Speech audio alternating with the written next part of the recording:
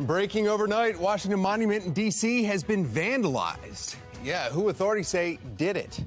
And 2 people in custody after a suspicious item prompted evacuations across 2 Baltimore County schools. New details that we're learning this morning. And developing this morning, Baltimore County officer seen on video punching someone repeatedly, the moments police say you're not seeing in the investigation that's now underway. Live from WBFF in Baltimore, this is Fox 45 Early Edition. 4:30 on this Wednesday, September 21st. I'm Tom Rogers. Thank you so much for waking up with us here on Fox 45. We want to start with meteorologist Justin Chambers. He's got to look at another easy day for you, really. Well, okay. I'll take that. I mean, you got stuff that you're looking at. I got stuff I'm doing, yeah, right. And we definitely have a big change coming, Tom, later this week as we get into the brand new season. So today, yes, the last full day of summer, and temperatures are going to be above average. Looking good right now out over M&T Bank Stadium, all lit up in that purple pride for you. We are seeing those temperatures that are right now in the lower 60s, so it's actually a little cooler this morning than yesterday, with 60 for Cockeysville, 61 in Towson and Baltimore City, and 63 in Brooklyn Park. All right, so your morning drive looks like this. We'll keep those numbers in the 60s. Definitely a windows down type morning, and high temps today will be in the mid to upper 80s for a lot of us, when typically we're in the upper 70s this time of year. Coming up in a few minutes, I'll take a look at the chance for rain that's going to be rolling in, as well as those cooler temperatures that are on the way. We'll do that in just a few minutes from right now. Back to you, Tom. All right, thank you, Justin. We begin this morning with breaking news coming out of Washington, D.C. Washington Monument is now roped off after someone vandalizes a large portion of the base with red paint. The monument was defaced, as you can see right here, and it had a vulgar message. A suspect has been arrested. We're working to find out which charges that man will now face. National Park Service hopes to get the paint off the marble before it permanently damages the building. About 7:30 this evening, the United States Park Police took an adult male into custody for vandalizing the base of the monument. He was transported to our station, and the investigation is ongoing at this time. Now, we'll have continued coverage of this developing story all morning long. Baltimore County students will see extra police presence today after a suspicious item was found right near Pine Grove Middle School yesterday, leading to evacuations and some panic. Overnight, we learned police now have 2 people in custody. We also learned their investigation began in Frederick County, where police were investigating a theft. The victim telling them the suspects had purchased materials to make explosives. That's when the FBI was contacted. One of the suspects was arrested right near Pine Grove Middle School, the other at a motel in Woodlawn. Police found one of the items in a car right near the middle school, and they were able to detonate it. So the Baltimore County Police have taken measures to have a controlled incident happen, and that was done by our hazardous device unit. But there is no threat at that time in reference to that incident. Again, there's going to be extra police presence today across all Baltimore County schools. Our Olivia Dans will have more on this story coming up in our 5 o'clock hour. Less than a month into the school year, and a second weapon has been seized from a Baltimore County school. Police say they found a loaded gun inside a student's backpack at Randallstown High School. Baltimore County Executive Johnny Olszewski expressing his concern about the ease of firearm access. It's concerning that the access to firearms by our young people is so easy in our region, and I'm concerned about the level of violence increasing in and around our schools based on the fact that young people have such easy access to firearms. And again, that was City School FOP President Clyde Boatwright calling out city leadership after 3 incidents involving guns in or around Baltimore City schools, including the deadly Mervo shooting during dismissal in the first week of class. Baltimore City schools have had 17 gun incidents on or near campuses since the start of this year. In Cecil County, a student is facing several charges after police say she was caught selling marijuana edibles to other students. Deputies say they were called about the problem yesterday morning. They say the school administrators searched the 18-year-old's backpack and then found 3 edibles along with $130 in cash. We are watching the Baltimore State's Attorney's Office this morning to see if they will file a motion for a new trial in the case of Adnan Syed. Now, a judge overturning his murder conviction in a case made famous in the podcast Serial. Right now, Syed is not talking publicly, though, but we're hearing from the attorney for the family of the victim, Heyman Lee. And they are quite frankly, very hopeless about whether anybody's ever going to be brought to justice. The family is open-minded, and if there's real evidence that he didn't do this and someone else did, they want to hear that. They didn't hear that. And Baltimore State's Attorney Marilyn Mosby now has less than 30 days to decide whether to seek a new trial. And we'll let you know when she makes that decision. Here's a look at today's headlines. The family of slain Pikesville ATM operator Kenny Gersley is holding a news conference more than a year after his death. They're expected to announce a new reward in the search for his killer. The Baltimore City Council is meeting to discuss sanitation around homeless camps in Baltimore, focusing on waste removal. Shen Lilly will continue to cover this story throughout the morning. And Baltimore County leaders are breaking ground on a replacement for Bedford Elementary School. The $53 million project will more than double the size of the current school. A Baltimore County officer is seen on video repeatedly punching someone. We have reaction from Baltimore County Executive Johnny Oseski. Plus, cooler temperatures on this last day of summer. Meteorologist Justin Chambers letting us know what we can expect for your first weekend of fall. 4:36 is your time.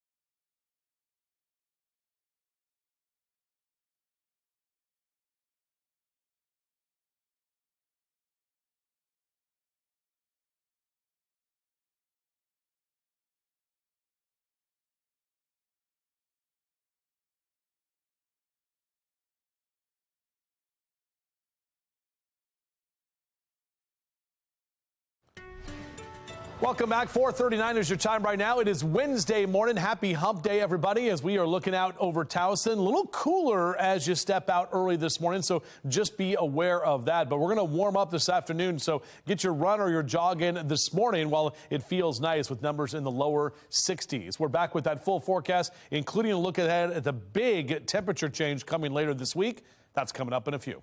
Tom?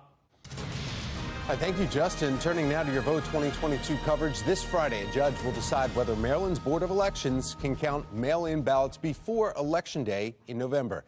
Comes after the primary election in July. It took weeks for mail-in ballots to be counted in Montgomery County's executive race.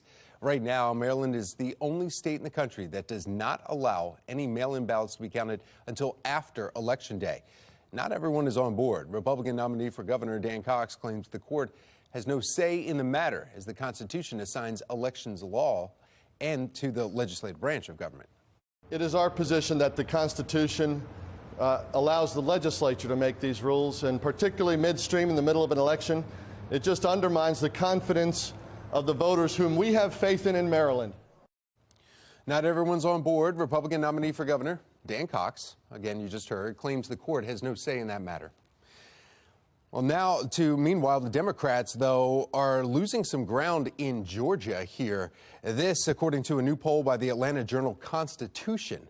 And the poll shows Governor Brian Kemp is leading Stacey Abrams 50-42, while 6% are still undecided. Democratic Senator Raphael Warnock's re-election bid is close.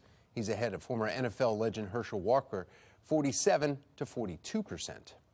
Nationally, without naming President Biden or former President Trump, a new NBC poll shows more American voters can get behind the Democrats' midterm messaging than they will Republicans. Now, in the poll, the Democratic message focuses on lowering health care costs, holding corporations accountable, rejecting election lies, and supporting abortion rights. Republicans address record gas and grocery prices, surging crime, illegal immigration, and lower student test scores.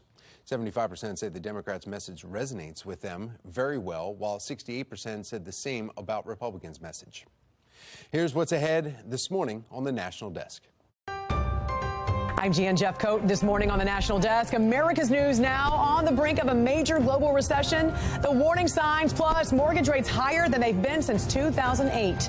A leading economist is here to break it all down for us this morning on the National Desk. America's News Now, weekday mornings. Now, you can watch the National Desk on our sister station CW Baltimore weekdays from 6 to 9. A dead rat found during an inspection at a Baltimore City clinic a year ago. Still there when investigators followed up more than a year ago. More on those findings of the city's inspector general and how the health department is defending itself. And a violent arrest, Baltimore County all caught on camera. What police say led to an officer repeatedly punching someone in reaction now from County Executive Johnny Olszewski. 4:42 is the time.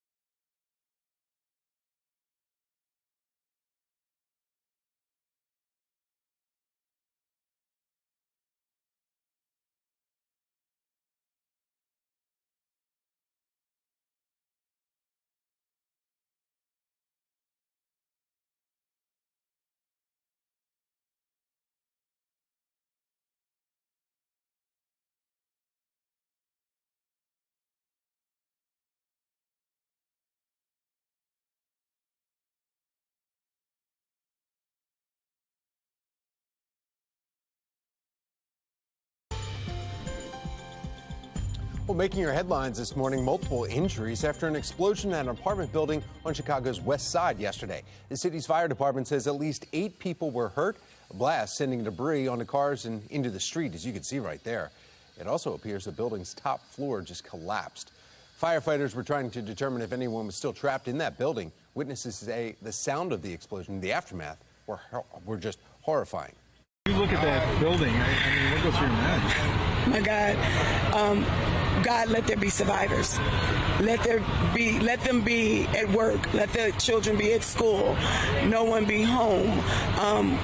When I walked up, it was nothing but clouds of what was going on with the foundation collapsing. So my mind just went to, please, no one be home right now. It's unclear how many are now displaced. The building actually failed its most recent inspection in 2020. A dead rat was found during an inspection at the Druid Sexual Health Clinic in Baltimore more than a year ago and appeared to still be there during a recent inspection. The 2 photos were taken 18 months apart in a storeroom. The Office of the Inspector General originally investigated the clinic in 2020 after complaints over working conditions. Another inspection happened this year after complaints that nothing had changed. Inspector General Isabel Cummings says her office now plans to conduct more follow-up investigations. As a result of this report, we are now going to be doing additional follow-ups on many of our reports because what we were told originally is not what happened, and we were told that these matters were actually fixed. In fact, we gave a roadmap of how to fix it. Well, in response to the most recent report, the Baltimore City Health Department says it was not originally the contracted janitor's responsibility to clear the facility of rats, and they are waiting for a new contract to begin to resolve the rat issues. Developing this morning, Baltimore County Executive Johnny Olszewski promising a thorough investigation into a video of violent arrest in Woodlawn strip mall parking lot. The Instagram post on Murder Inc. shows an officer landing a few blows to the head and kneeling on a person to handcuff them Monday along Security Boulevard. Well, Baltimore police say this all stemmed from a call about what they described as a physical disturbance involving an armed person.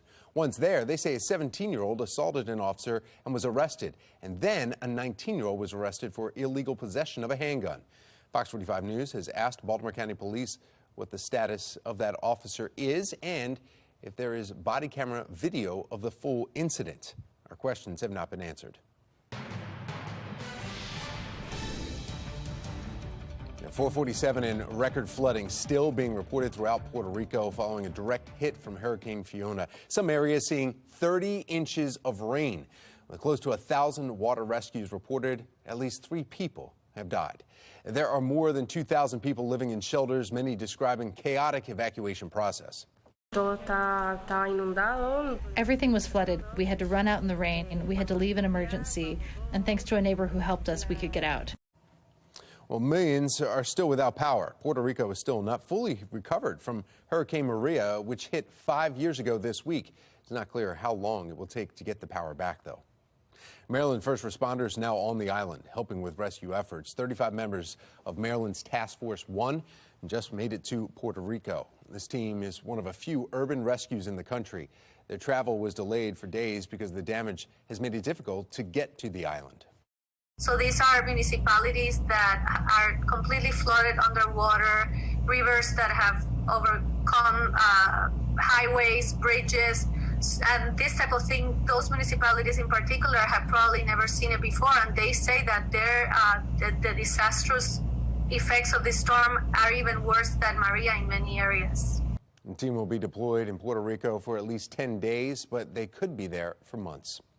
Well, we want to bring in meteorologist Justin Chambers tracking the latest on Fiona. And Justin, we were talking about it yesterday. 22 inches had already fallen. Yesterday morning, we were talking about with Taylor saying another 8 inches possible, and that's exactly what they got, 30 inches. Yeah, exactly, Tom. I mean, it's not only Puerto Rico. I mean, it was obviously Dominican Republic, Turks and Caicos yesterday. Now this storm is out in the middle of the Atlantic, and it is even stronger than yesterday. We're talking about a Category 4 storm, 130-mile-an-hour winds. We're going to get an update here in about 4 or or 5 minutes from the National Hurricane Center to see what the latest is on Fiona. But you can see that very well-defined eye. This is a large storm. Thankfully, this is out in the open waters of the Atlantic. However, Bermuda is now in its sights as this thing will continue to track to the north, more than likely as a Cat 4. This is going to continue to track up toward the north here over the next couple of days and eventually potentially make a run at parts of Nova Scotia in Canada by the weekend. But notice it stays completely off the East Coast, probably have some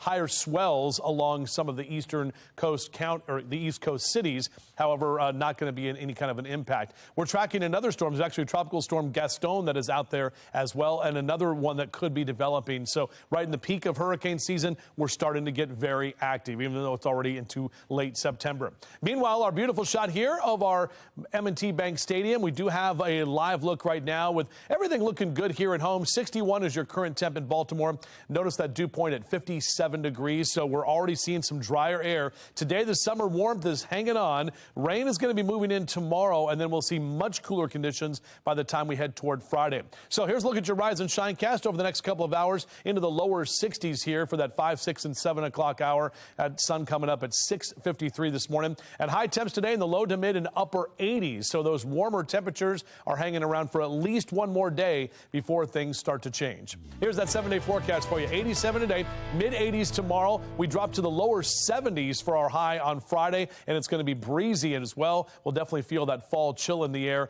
and heading into the weekend, looking pretty good, staying mainly dry as well. Let's check in with Mark Jones right now, get a check on mass transit. Good morning to you. Well, good morning, Justin. Good morning, everyone. Out there on the MARC train system, you'll find Camden train 840 and 841 both canceled today, and that's due to CSX freight train congestion. Be aware of that. The other trains of MARC look good for the commute start. Out there on Light Rail Link on time service in both directions. Metro Subway Link, however, operating with a 15-minute delay between Owings Mills and Hopkins Station. For the MTA Transit team, I'm Mark Jones. Well, thank you, Mark. A big ask in front of Baltimore's Board of Estimates this morning. An aide to Council President Nick Mosby asking taxpayers to cover the $10,000 trip overseas. Why Council President Nick Mosby is supporting that request. The number of migrants coming to our southern border just hit a new record. I'm Christine Frizell with a look at what's behind the surge and why Washington lawmakers are doing so little to respond.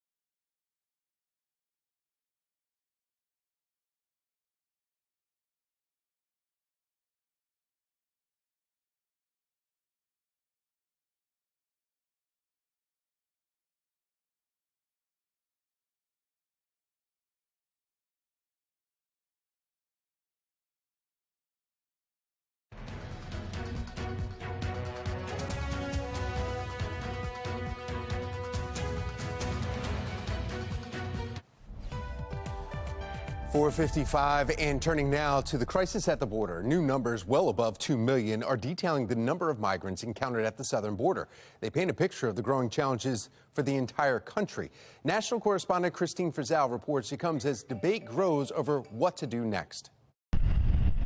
For the first time ever, the number of migrants apprehended at the southern border in a single year has surpassed 2 million. After the latest numbers for August show more than 203,000 encounters, which for some cities has meant thousands of people every day. 2 days ago, we had almost 2,000. We had a little bit over 1,900. While the number of migrants from Mexico and northern Central America has decreased for the third month in a row, U.S. Customs and Border Protection blames, quote, failing communist regimes in Venezuela, Nicaragua, and Cuba for the new wave of migration. Venezuelan migrants among those sent from Texas to the resort town of Martha's Vineyard, with Florida Governor Ron DeSantis footing the bill. But those migrants report being told they were being sent to Washington, D.C. or Boston. A Texas sheriff now opening a criminal investigation into the matter. The allegations that we've heard is absolutely distasteful. It's disgusting. It's an abuse of human rights. The differing approach is another example of how politics has made finding solutions near impossible on Capitol Hill, despite bipartisan immigration legislation already passing the House. There are some who want solutions, fixes for DACA, reform our broken system, ensure pathways for citizenship, the farm worker modernization bill. The policies are out there. The political will on behalf of Senate Republicans isn't. But others say President Biden's policies have sent the message to migrants the border is essentially open. Sometimes 10, 12 hours after they're apprehended, they're released. And where are they released to? The overwhelming majority to local communities, local towns along the border. Critics are also raising concerns about safety and security with these numbers. With still a month to go, already 78 people have been arrested along the southern border who are on the terror watch list. Compare that to 15 the fiscal year before and 3 the year before that. In Washington, I'm Christine Frizzell. Well, turning now to your national news, Special Master, who will review the documents seized from Mar-a-Lago, says he plans to do so quickly. Brooklyn-based Judge Raymond Dearie met with Trump's lawyers and officials from the Justice Department to discuss the next steps. Trump's lawyers raising concerns Dearie's deadlines are too ambitious. Lawyers also refusing to tell Dearie if the seized records were declassified as Trump claims, arguing that information could be used in his defense if he's indicted. Dearie says if they can't make a case the documents were declassified, he'll assume they remain classified and move on. Now, on the path forward, the nation's top infectious disease expert who had stepped down says he wouldn't necessarily consider COVID pandemic over, unlike President Biden's claims over the weekend. But we are not where we need to be if we're going to be able to, quote, live with the virus, because we know we're not going to eradicate it. We only did that with one virus, which is smallpox. Dr. Fauci, who's retiring from his government role by the end of the year, points out the U.S. death count from COVID is still more than 400 a day. That number far less than a year ago. Fauci says only 67% of the U.S. population is vaccinated, and half of that number is boosted, meaning more variants could increase severe illness and death in the future. The pandemic is over. We still have a problem with COVID. We're still doing a lot of work on it. But the pandemic is over. Well, Biden has yet to declare an end to the COVID public health emergency and national emergency declaration. Students in Baltimore County were evacuated yesterday after a suspicious device was found. I'm Olivia Danson. Coming up next, I'll tell you what students can expect when they return back to school today. Racking up a nearly $10,000 bill overseas. Coming up, the expense request the City Council President Nick Mosby's office is making today. And temperatures are looking good right now, a little cooler. We'll take a closer look at our warmer numbers today. It's all coming up on Fox 45 Early Edition. Live from WBFF in Baltimore, this is Fox 45 Early Edition. Good morning on this Wednesday, September 21st. I'm Patrice Sanders. I'm Tom Rogers. One of the last Wear Orange Wednesdays of the regular season here. We'll be continuing this into October. That's the big question. And it feels like it's baseball weather. It does out there. Meteorologist Justin Chambers has a look at the forecast. He's in his orange as well. Yeah, got the orange busy going this morning. Yeah, busy. You know, we're tracking these hurricanes. We got Hurricane Fiona. We got Tropical Storm Gaston, another system that actually could impact us by next week. So a lot of stuff going on. The tropics getting very active. And yeah, cooler temperatures this morning as we look outside right now. We know the Ravens are on the road this Sunday, but you can watch them right here on Fox 45 against the Patriots. 59 your temp right now, Cockeysville and Hunt Valley, 60 in Towson, 62 in Rosedale, and 63 in Essex and Middle River. Mr. Bo says we're good to go, keeping those windows down this morning as you head out to work and school. High temps today will be back into the mid to upper 80s. We're back to the mid 80s tomorrow with some rain rolling in. And look at that temperature change, 71 on Friday. So you're definitely going to feel that fall chill in the air. A little bit closer to our forecast, we'll take a look over there at the big green wall in a few minutes from right now. All right, now to your Lens Solar Traffic Network and taking a look at some of the area cameras, and no issues to report around the Baltimore region. Some good news there. 501 and developing now, an investigation looking into 2 possible explosive devices in Baltimore County. Police discovered a suspicious device near Pine Grove Middle and Elementary School. Police say they then found a device at a motel on Whitehead Court in Woodlawn, and they believe that both are connected. That's also where police arrested 2 people in connection to the investigation. Now, due to the discovery of those possible explosive devices, all Baltimore County schools will have increased security today. Olivia Dance is joining us live this morning with what students can expect today at school and also more details on what happened. Olivia. Good morning. And Baltimore County students will be returning back to school in just a few hours with increased security. But yesterday was certainly scary for Pine Grove Elementary and Middle School families. Police say that 2 suspects are in custody after a suspicious device was found near the elementary and middle schools. Baltimore County Police detonated the device yesterday afternoon, saying in a tweet, quote, "You may have heard a loud noise in the area of Pine Grove Middle School. This was a proactive and controlled measure taken by police to address the suspicious package." So what we always do is we deem everything a threat until we are able to deem it not a threat. So that's why I use that terminology. The investigation started in Mount Airy after a theft victim claimed the suspects wanted to make explosives. Police then tracked the suspects to the Pine Grove Schools area, as well as an address corresponding with a motel in Woodlawn. Detectives say the package was found inside a car near the school's campus, and Baltimore County Police tell us at this point they aren't looking for any other suspects. You can also visit our website at foxbaltimore.com for updates as we learn more about the suspects and a timeline. For now, reporting live in Parkville, I'm Olivia Dance, Fox 45, Early Edition. Happening this morning in a city in crisis, Nick Mosby is facing some scrutiny after racking up a nearly $10,000 bill in an overseas conference. Shannon Lilly is joining us live from downtown Baltimore this morning with the action being requested at the city today. Shannon? Yeah, Tom, Mosby's office is asking the city, the Board of Estimates, to approve a more than $9,100 expense bill right here today. It's going to happen at City Hall in a meeting right at 9 a.m. So we want to pull up the breakdown of how this expense was racked up. According to the board, Lawrence Anderson, who is Mosby's chief of staff, attended the chief of staff executive certification program held at said business school at Oxford University. That was from September 4th to September 8th. Now, the conference is required for a certification from the Chief of Staff Association. As far as how much Anderson spent, according to the board, the conference itself cost $6,795. Airfare was quoted at about $1,474, and per diem expenses totaled $876, which comes out to about $146 a day. Now, that conference happened earlier this month, so this is a retroactive request, Tom, from the city for these funds today.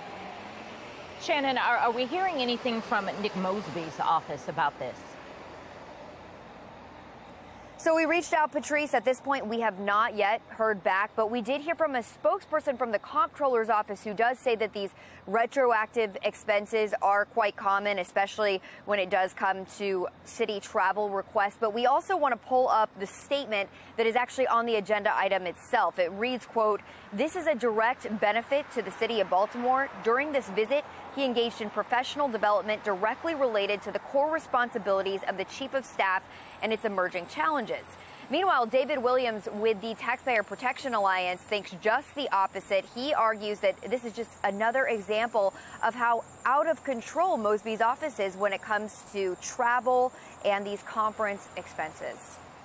Reporting live at City Hall, I'm Shannon Lilly, Fox 45 News, Early Edition. Thank you, Shannon. 5:05 now, and City Council President Mosby's travels have also made headlines recently. Remember, in June, Fox 45 News reporting this on how the council president spent twice as much as his colleagues for a political conference held in Ocean City. Taxpayers paying $3,000 for that trip. Mosby booked a hotel worth $530 per night. It's $200 per night, more than the highest rate paid by his colleagues. In May, the Board of Estimates also approving $3,500 in taxpayers' money for Mosby and attending a 5-day conference in Las Vegas. His hotel, $349 a night. However, Mosby is seen at the Preakness Steaks in Baltimore for 2 days of that 5-day trip. And we want to hear from you this morning. Should the Board of Estimates approve the nearly $10,000 travel bill for Nick Mosby's aide? So far, 100% of those who have responded say no. You can still weigh in by heading to foxbaltimore.com/vote. Elsewhere, in a city in crisis, 251 people have lost their lives to violence as we come to the end of the summer season. Carjackings, robberies, assaults, all up compared to last year. Overall, violent crime is up 15%. Many residents are questioning the city's response to the rise in crime.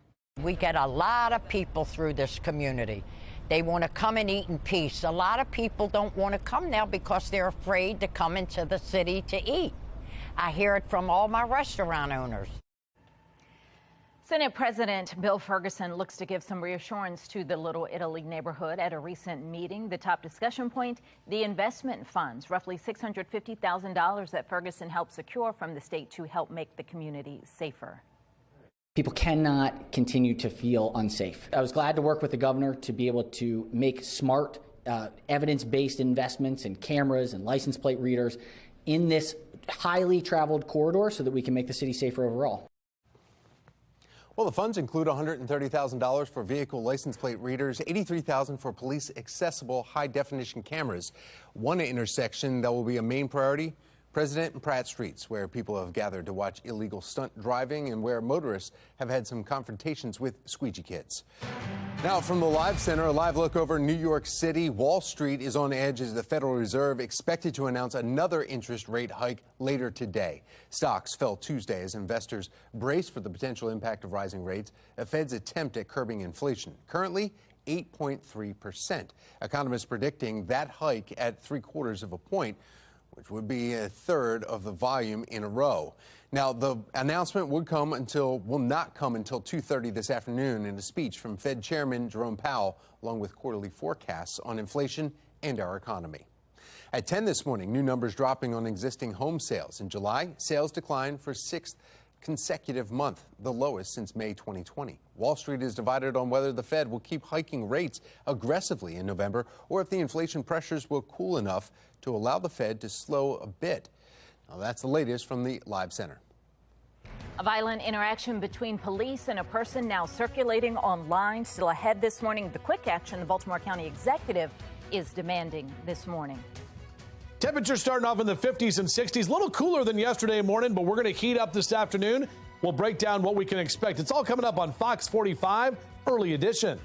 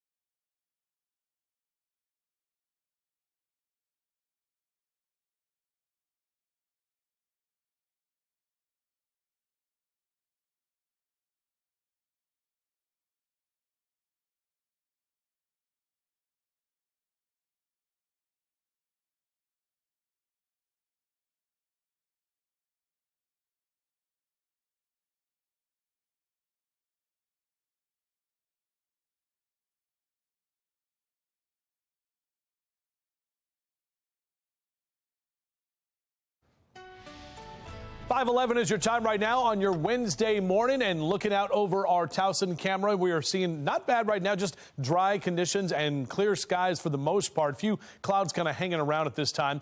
Taking a look at your sprinkler cast, probably want to get those sprinklers on. We're getting some rain tomorrow, but not a lot, and it is going to be warmer later this afternoon. So go ahead and get those sprinklers on. Low to mid 60s over the next couple of hours. Back with your full forecast in just a few. 5:11 and taking a live look at M&T Bank Stadium. The Ravens shaking off Sunday's loss and looking ahead to their next game at Gillette Stadium. And you can watch the Ravens taking on New England Patriots right here on Fox 45. Kickoff is at 1 o'clock Sunday. Now, the Ravens aren't the only Maryland football team with a big game this weekend. The Terps will be taking on number 4 Michigan on Saturday. The game will be featured as Fox's big noon Saturday pregame. The pregame cover starts at 10 a.m. Kickoff set for noon. It's all right here on Fox 45. Another change could be coming to ballot counting this coming Election Day. Still ahead this morning, the deadline to decide on when to count mail-in ballots. The family of Heyman Lee says they're losing hope for justice.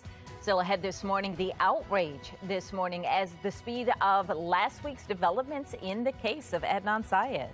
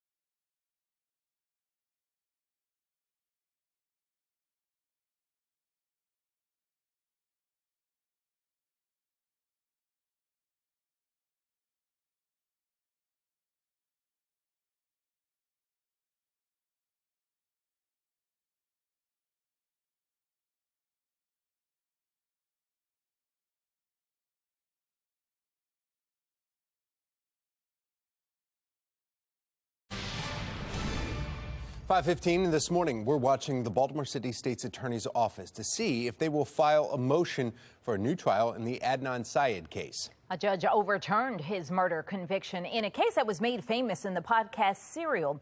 Baltimore State's Attorney Marilyn Mosby now has less than 30 days to decide whether or not to seek a new trial. Fox 45's Mackenzie Frost has been following this story since it broke, and she joins us this morning with a response from the families and how some are questioning the motives of Mosby. I spoke with Adnan Syed's mother and brother. Both say at the advice of their attorneys, they're not speaking publicly about this case, given the fact that it's in legal limbo. But Syed's brother says that the news really hasn't sunk in yet. But for the family of Heyman Lee, their attorney says they remain shocked and said they feel betrayed from what happened in court. Right there. In a sea of people, a wave of emotion. Adnan Syed walking out of the courthouse in downtown Baltimore after more than 20 years in a jail cell. Marilyn Mosby interrupted by the eruption of applause. They let him walk down the steps of the courthouse to a cheering crowd like he's some type of celebrity.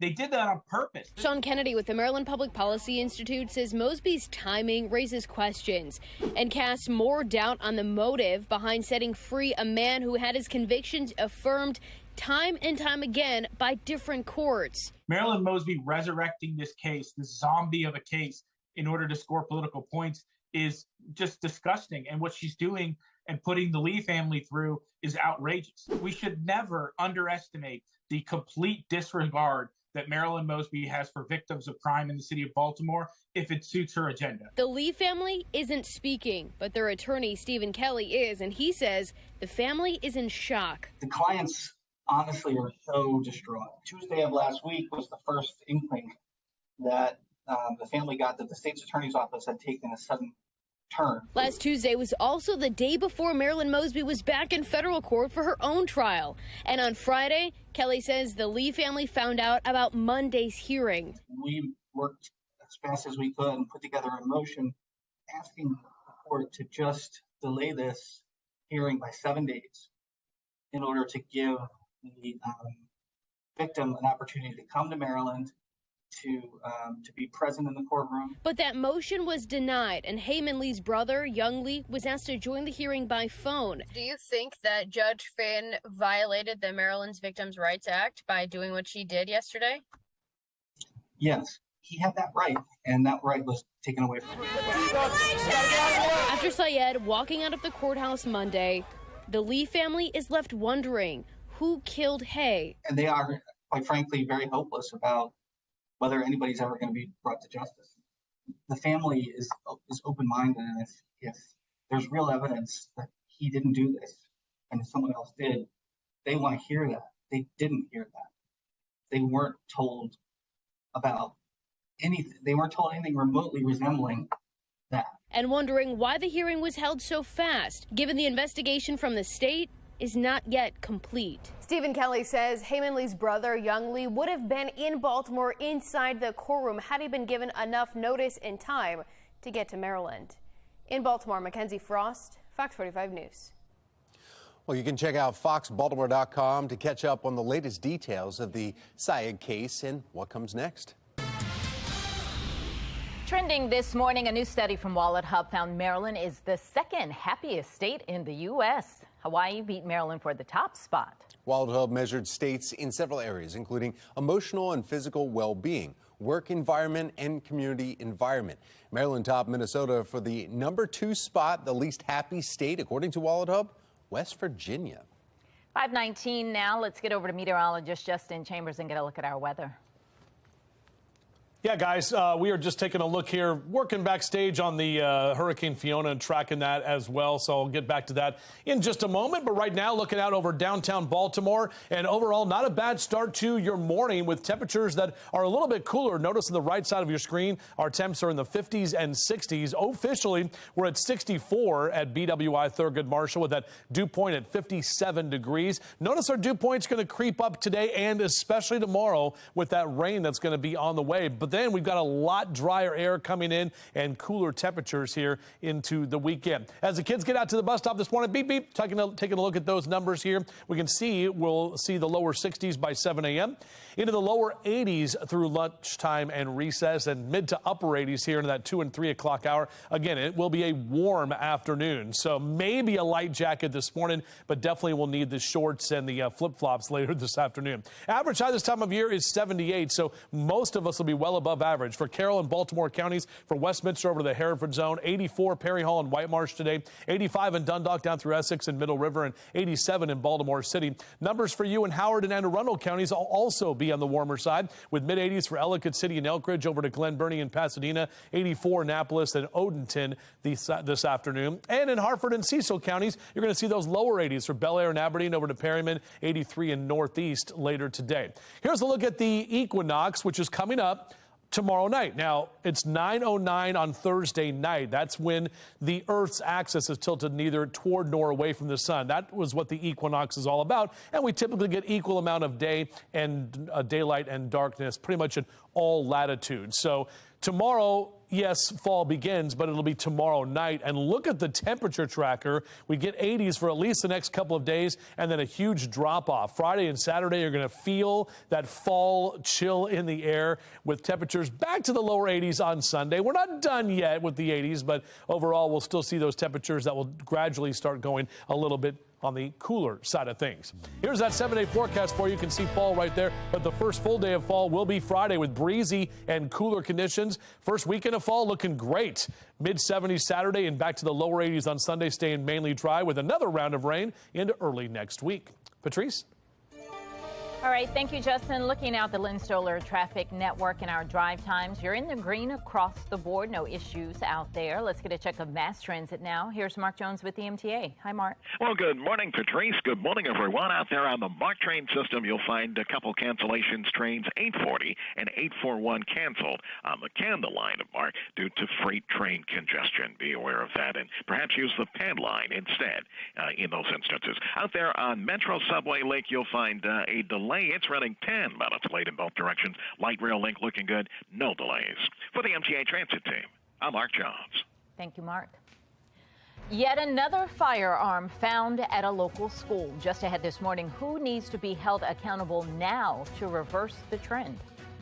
And after the break, inflation frustration continues as home construction cancellation rates are skyrocketing. Why buyers are putting a stop on their dream homes. 5:23 is your time.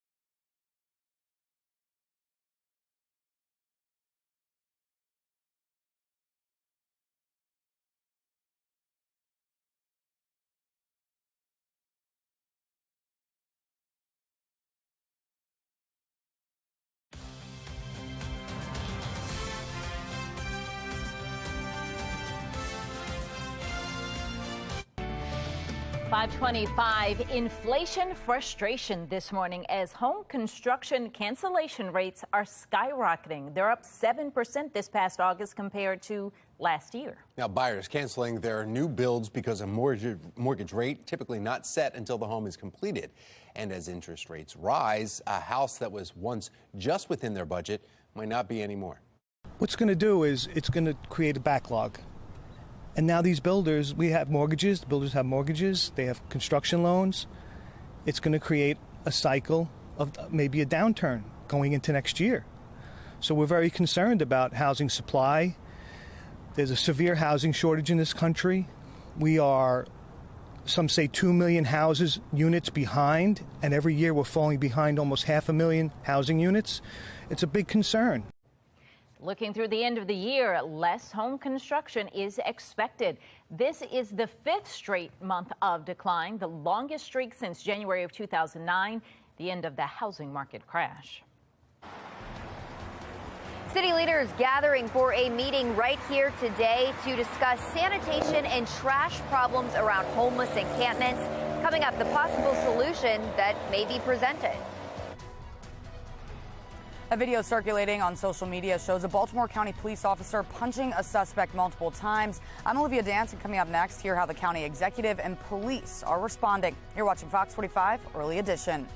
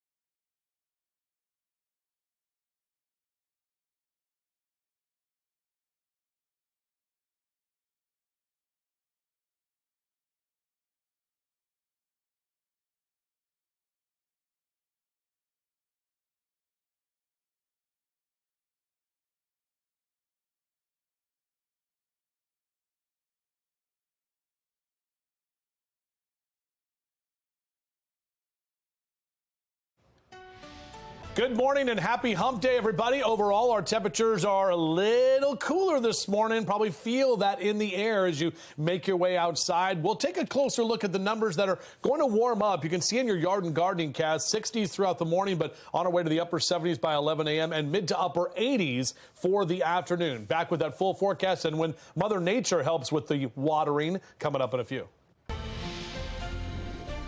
5:39. Here's a look at today's headlines. The family of slain Pikesville ATM operator Kenny Gersley is holding a news conference. More than a year after his death, they're expected to announce a new reward in the search for his killer. The city council is meeting to discuss sanitation around homeless camps in Baltimore, focusing on waste removal. Shannon Lilly will continue to cover this story throughout the morning. And Baltimore County leaders are breaking ground on a replacement for Bedford Elementary School. The $53 million project would more than double the size of the current school. Also happening today, it's time to guess who's behind the mask. That's right, The Masked Singer is back on Fox tonight starting at 8. Not only will each new episode feature a double elimination, but this season will have the most contestants of any season. With 22 talented contestants strutting their stuff and singing their hearts out for the judges, you can catch all the action right here on Fox tonight starting at 8. Plus, the Season 3 premiere of Lego Masters right here on Fox 45. Season 9 looks to surpass previous years with new exciting features sure to keep you on the edge of your seat. You won't believe it. I mean, we have a lot of fun stuff in store. We have things that have never been done on Lego Masters ever before, anywhere around the world. Some real excitement coming. You can watch Mark Clark's full interview with Jamie and Amy today on Be More Lifestyle. Season 3 of Lego Masters premieres tonight at 9 right here on Fox 45. Possible change in counting mail-in ballots in just in time for Election Day. Still ahead this morning, the looming deadline to decide. Teaching kids about gender identity is taking front and center stage. Still ahead this morning, the back and forth on what should and should not be taught in the classroom. 5:41 is the time.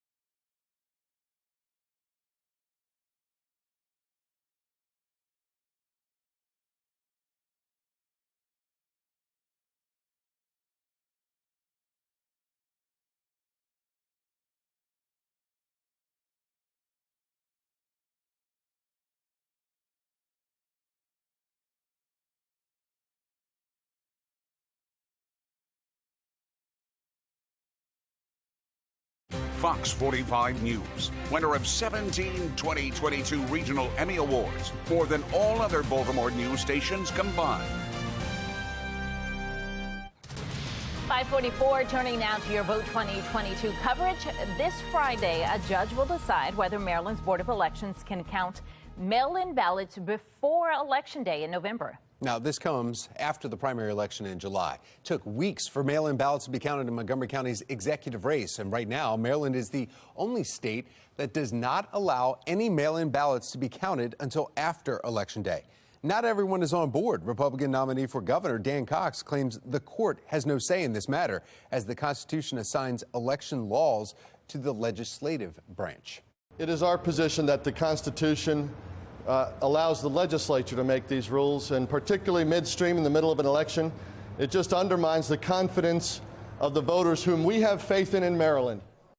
The Montgomery County Board of Elections says there could be as many as 1.3 million mail-in ballots to count this November, and that if those ballots aren't counted early, voters could have to wait until January for results.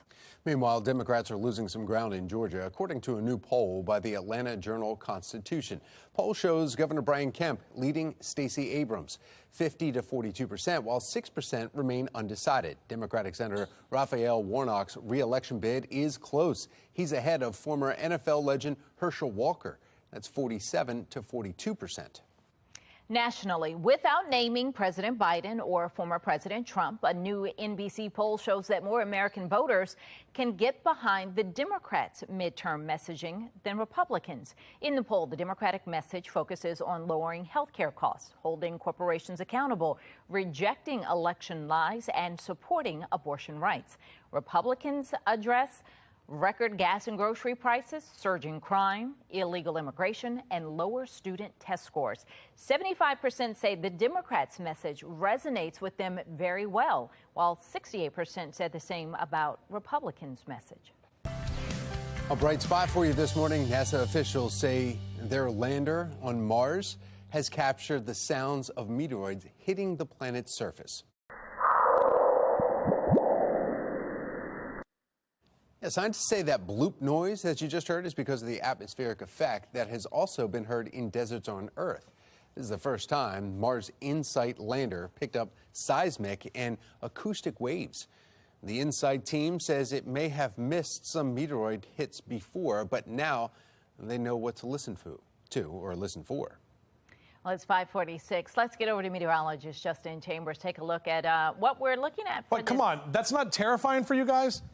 No. That sound? No. Can we play that sound again? I mean... Why? But why? Why are you terrified? Because it's Mars, and you're, like, hearing stuff. It's when... That's terrifying. Well, okay. It's when I hear voices that I'm going to be more terrified. All of a sudden you start hearing some kind of communication. Right. But that they say this is Mars. You know, like, I wasn't there. Yeah. I don't know. I don't know. It could be... That could be over here on 41st Street. We have no idea. Sounds like my old dial-up. Right.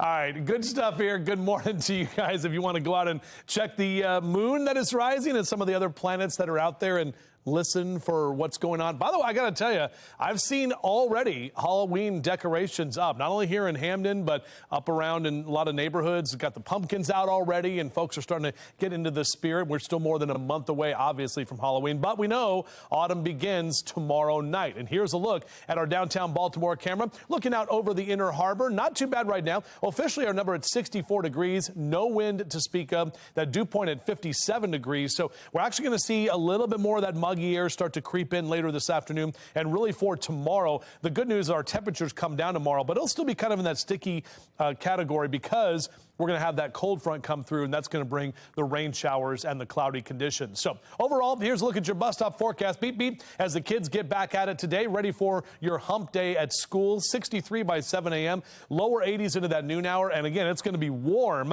picking them up from the bus stop this afternoon. So just be aware of that, and make sure those kids have the right gear. 78 is our average this time of year. A lot of us in the low to mid and upper 80s today for Cockeysville and Bel Air over to Chestertown. 87 in Baltimore City, 82 in Annapolis this afternoon. Keeping those 80s going for Philly and Baltimore down through D.C., 79 down the ocean there in Ocean City, and 90 in Richmond. So again, we're hanging on to that summer heat for at least one more day. Here's a look at our future scan. We're staying dry today. Cold front comes through late tonight into early tomorrow morning. So we'll have some scattered showers around for your Thursday morning commute, and then a few off and on showers into the middle part of Thursday afternoon. Behind that, the wind is going to pick up, flush everything out of here. Cooler air moves in and drier air as well, right as we get into Friday and Saturday, approaching the brand new season. This is Hurricane Fiona. We talked about this, a Category 4 hurricane with 130-mile-an-hour winds. The wind gusts from this storm are at 160 miles an hour. So that puts it at Cat 5 strength in terms of the wind gusts. The track on this storm is taking it up into the middle parts of the Atlantic. There's Bermuda right there. So it's going to stay west of Bermuda by Friday morning, but still bringing a large wind kind of field right there. And that's going to be heading up toward Halifax, Nova Scotia by the weekend. So we'll have to keep our eyes on that with a few other systems out there. All of a sudden, the Atlantic is very busy. All right, here's a look at that 7-day forecast for you. Numbers will drop a little bit tomorrow into the lower to mid 80s, but then back to the lower 70s on Friday. And overall, our first weekend of fall, man, I'm telling you, looking real nice. Tom? Looking real nice. All right, sounds good. Now the Len Stoller Traffic Network here, taking a look at your drive times at 5:50 in the morning on this Wednesday commute. Everybody's in the green. Now we want to get a check of your mass transit. We have Mark Jones with the MTA. Good morning, Mark. Well, good morning, Tom. Good morning, everyone. Out there on the MARC train system, you'll find 10 train 400 and 10 train 407, both running about 5 minutes late for the commute start. The other trains look good for travel. Light rail link showing no delay on time service in both directions out there on light rail link, but Metro subway link taking a delay at present. It's running 10 minutes late in both directions between Owings Mills and Hopkins Station, so allow time for travel there. For the MTA Transit team, I'm Mark Jones. Thank you, Mark. Nation's top infectious disease. A doctor does not quite agree with President Biden's recent comments on COVID. The data proving the pandemic is not yet over. Politics and the public classroom. I'm Scott Thuman in Washington with a look at the fight between lawmakers over what should be taught.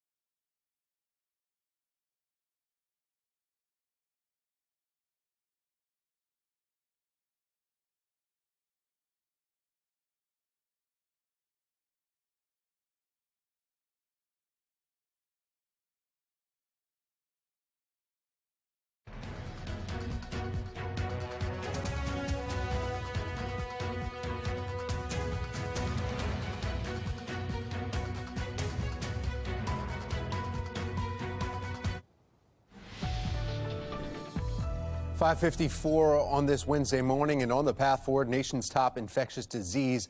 A doctor says that he wouldn't necessarily consider the COVID pandemic over, unlike President Joe Biden's comments that he made Sunday night.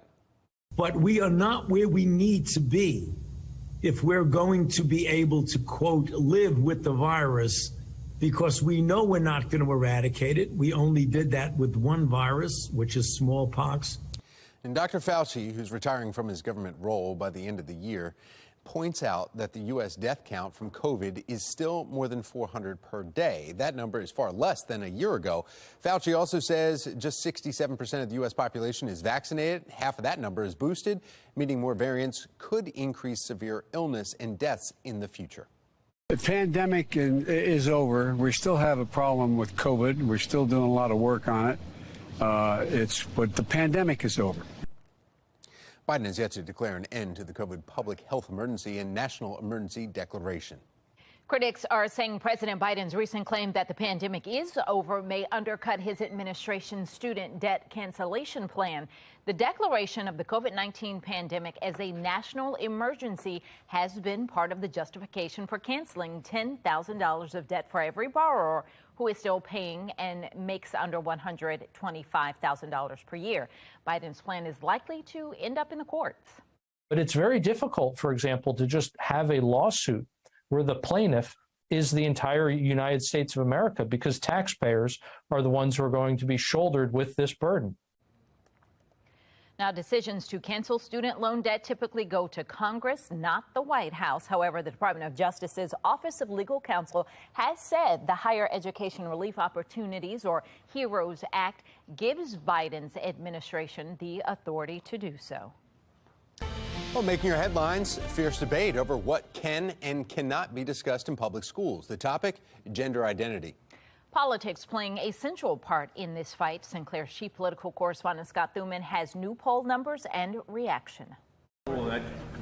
Voters this November are driven to the midterms by divisive issues, from the economy to crime to abortion rights, but also top of mind education. More specifically, a fight over what educators can or should teach in the classroom. Education today, sadly, is far different than education was 20 or 30 years ago when sex ed was introduced at older ages. Now the kinds of issues and the kinds of lessons that are being pushed are at very, very young ages, and often with extremely graphic and sometimes disturbing content. A recent New York Times poll shows when asked if teachers should be able to provide instruction on sexual orientation and gender identity in elementary school, an overwhelming number, 70%, were opposed. Only 27 supported the idea. The progressive left Democrats are trying to put politicians and bureaucrats between parents and their children. That argument helped elect Governor Glenn Youngkin in Virginia, where he has since signed bills allowing parents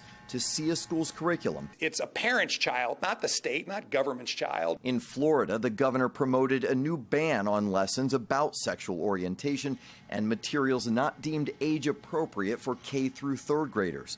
But to critics, it's discrimination, and they plan to fight back at the polls. In the next election, your voice will matter. Insisting the need for inclusivity has grown and must be addressed in what they see as a safe space. You're letting a kid know that it's fine if you, for example, think you might be gay or you are trans or whatever.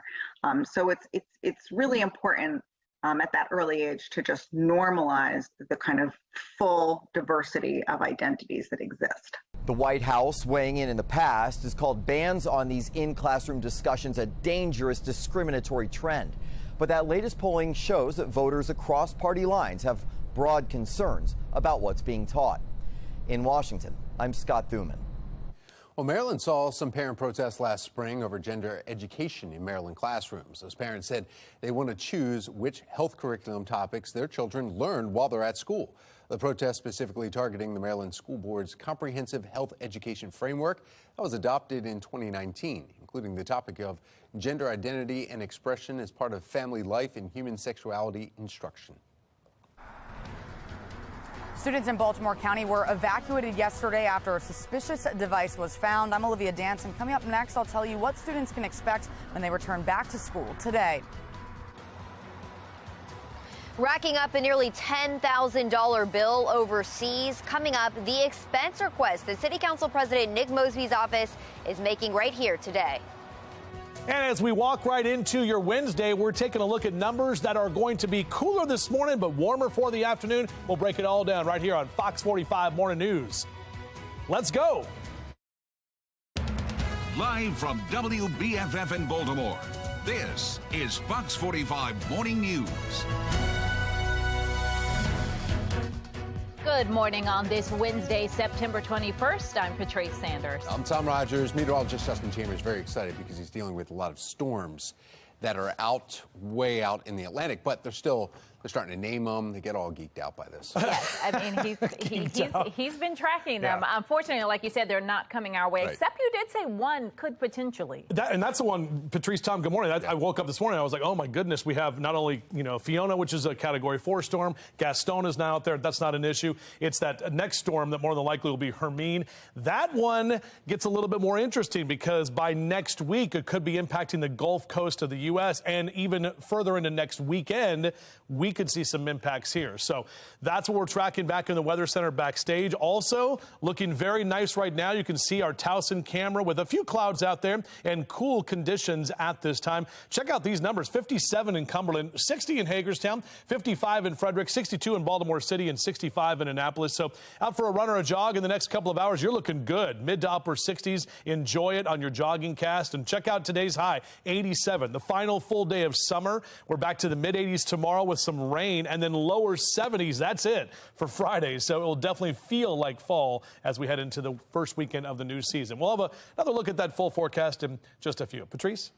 All right, let's take a look at the Lynn Stoller traffic network now and see how the roads are looking out there. Your drive time still looking good. You're in the green. No commute longer than 9 minutes. Developing now, an investigation looking into two possible explosive devices in Baltimore County. Police discovered a suspicious device near Pine Grove Middle and Elementary schools. Police then say they found another device at a motel on Whitehead Road in Woodlawn, and they believe both are connected. Police have arrested two people in connection to the investigation.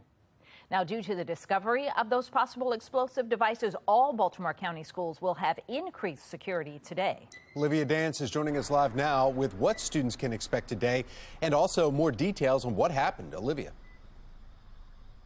Good morning, and as you mentioned, Baltimore County students will be returning to school in just a couple hours with increased security. But yesterday was certainly scary for Pine Grove Middle and Elementary School families. Police say that two suspects are in custody after a suspicious device was found near the elementary and middle schools. Baltimore County Police detonated the device yesterday afternoon, saying in a tweet, quote, "You may have heard a loud noise in the area of Pine Grove Middle School. This was a proactive, controlled measure taken by police to address the suspicious package." So what we always do is we deem everything a threat until we are able to deem it not a threat. So that's why I use that terminology. The investigation started in Mount Airy after a theft victim claimed the suspects wanted to make explosives. Police then tracked the suspects to the Pine Grove schools area, as well as an address corresponding with a motel in Woodlawn. Detectives say the package was found inside a car near the school's campus, and police say at this time they aren't looking for any other suspects. But you can visit our website at foxbaltimore.com for updates as we learn more about the suspects and the timeline. For now, reporting live in Baltimore County, I'm Olivia Dance, Fox 45 Morning News. Happening this morning in a city in crisis, Nick Mosby is facing some scrutiny after an aide racked up a nearly $10,000 bill in an overseas conference. Shannon Lilly is joining us live from downtown Baltimore right now with the action being requested of the city today. Shannon? Well, Mosby's office, Tom, is asking the city's Board of Estimates to approve that more than $9,100 expense. They'll be asking that in a meeting happening right here at City Hall at 9 this morning. So we want to pull up the details for how this expense was racked up. According to the board, Lawrence Anderson, who is Mosby's chief of staff, attended the chief of staff executive certification program held at said business school at Oxford University. Now, that was from September 4th to September 8th. The conference is required for a certification from the Chief of Staff Association. Now, as for how much Anderson spent, according to the board, the conference itself cost $6,795. Airfare was quoted at about $1,474, and per diem expenses totaled $876, which comes out to about $146 a day. Now, that conference happened earlier this month, so this is a retroactive request, Tom and Patrice, that Mosby's office is asking from the city for those funds today. So, Shannon, are we hearing anything from Mosby's office about all of this? So we did reach out, Patrice. We have yet to hear back, but we did hear from a spokesperson from the comptroller's office who does say that these retroactive requests are quite common, especially when it comes to city travel requests. But we also want to pull up a statement that's actually on the agenda item itself. It reads in part, quote, "This is a direct benefit to the city of Baltimore. During his visit, he engaged in professional development directly related to the core responsibilities of the chief of staff and its emerging challenges." Meanwhile, David Williams with the Taxpayer Protection Alliance spoke with us. He thinks just the opposite. He thinks this is yet another example of just how out of control Mosby's office is when it comes to how much money they'll spend on these travel expenses and conferences. Reporting live from City Hall, I'm Shannon Lilly, Fox 45 Morning News. Thank you, Shannon. Now from the Live Center for you this morning, a live look over New York City. Wall Street on edge as the Federal Reserve expected to announce another interest rate hike today. Stocks fell Tuesday as investors brace for the potential impact of rising rates. Fed's attempt at curbing inflation currently at 8.3%. Economists predicting the hike at 3/4 of a point, which would be the third in a row, meaning the rate will be 3% in total. The announcement expected at 2:30 this afternoon in a speech from Fed Chairman Jerome Powell, along with quarterly forecasts on inflation and the economy. Now, at 10 this morning, new numbers dropping on existing home sales. In July, sales declined for the 6th consecutive month, lowest since May of 2020. Wall Street is divided on whether the Fed will keep hiking those rates aggressively in November or if the inflation pressures cool enough to allow the Fed to slow the pace. Residents of Puerto Rico working to recover belongings from flooding caused by Hurricane Fiona. Just ahead, what Maryland is doing now to help. Got a nice little morning glow here. Sun not even coming up until almost 7 o'clock, guys, as we're getting closer to 12 hours of day and night. We'll take a closer look at your forecast coming up on Fox 45 Morning News. We're all local all morning.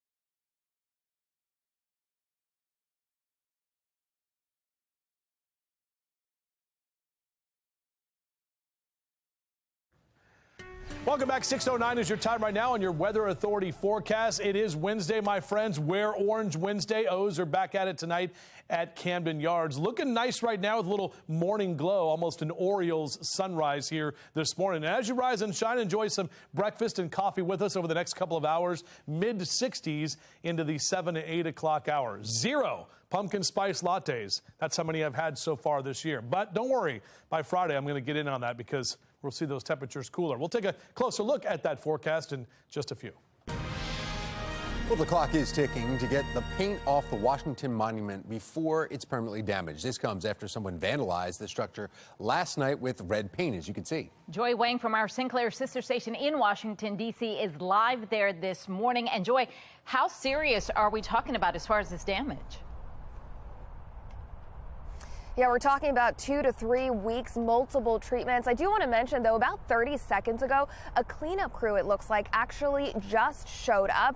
You can see that there are a couple of trucks here, too, along with U.S. Park Police. They also have them monitoring the area 24/7. And this is not the first time that they have had to clean paint off of marble, and that's part of the problem. Marble is very porous, so they need to get to it quickly before it absorbs a lot of that paint. We've had to blur the graffiti because there are 2 vulgar words, and it appears to address some sort of grievance with the government.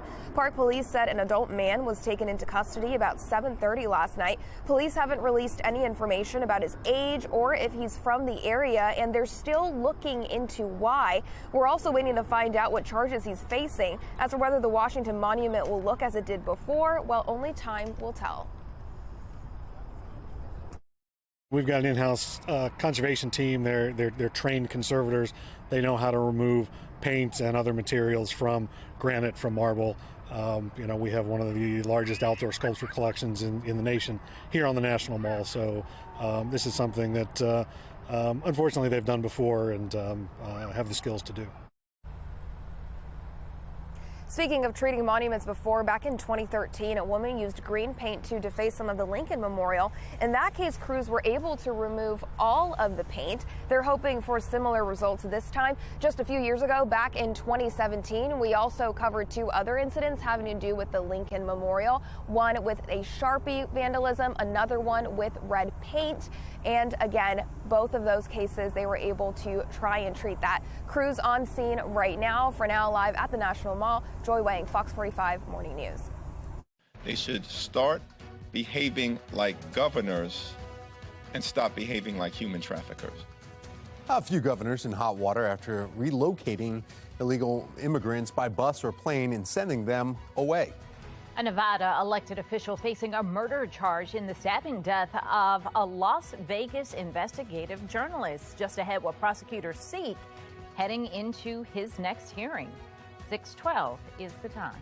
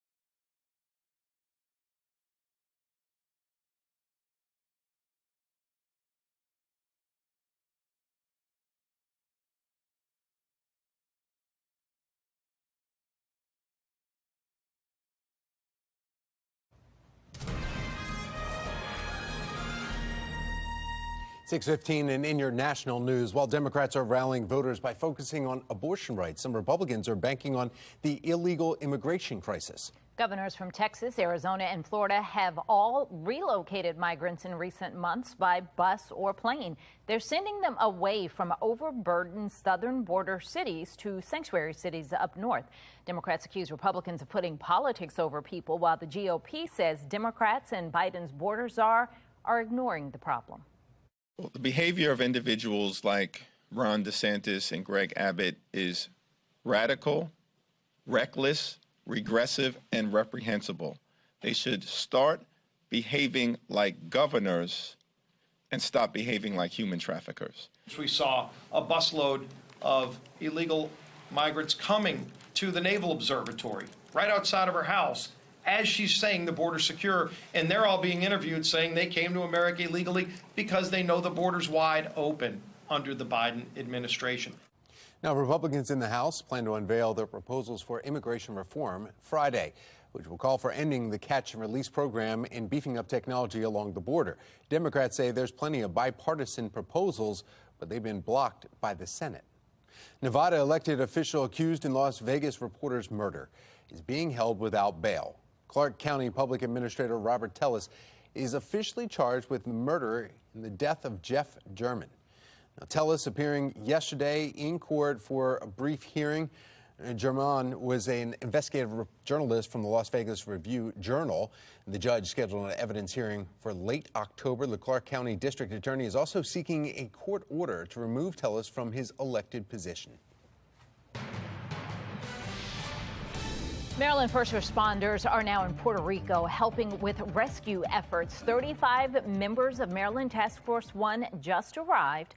This team is one of a few urban rescues in the country. Their travel was delayed for days because the damage has made it difficult to get to the island. So these are municipalities that are completely flooded underwater, rivers that have overcome highways, bridges, and this type of thing. Those municipalities in particular have probably never seen it before, and they say that the disastrous effects of this storm are even worse than Maria in many areas. The team will be deployed in Puerto Rico for at least 10 days, but they could be there for months. Meteorologist Justin Chambers joining us now with what has become all of a sudden a very busy hurricane season. Yeah, exactly right, Tom. Patrice, good morning to both of you. We were talking about it here just a couple of weeks ago, how we haven't really seen much going on in the Atlantic, and then all of a sudden we have all of this activity. So that is Tropical Storm Gaston, not going to be an issue for basically anyone that is in the North Atlantic. A couple of more tropical waves developing off the coast of Africa. This more than likely in the red will become Hermine, and that's going to be the Windward Islands. This storm, all of the indications are that it's going to move into the Gulf of Mexico and possibly impact the Gulf Coast of Florida by next week, and that even could go further to the north toward us by next weekend. So we're keeping our eyes on that. But Fiona is the big one right now. A Category 4 storm, 130-mile-an-hour winds, wind gust at 160. It is now north of the Turks and Caicos area and the Dominican, even though we still have all of the leftover remnants from that storm.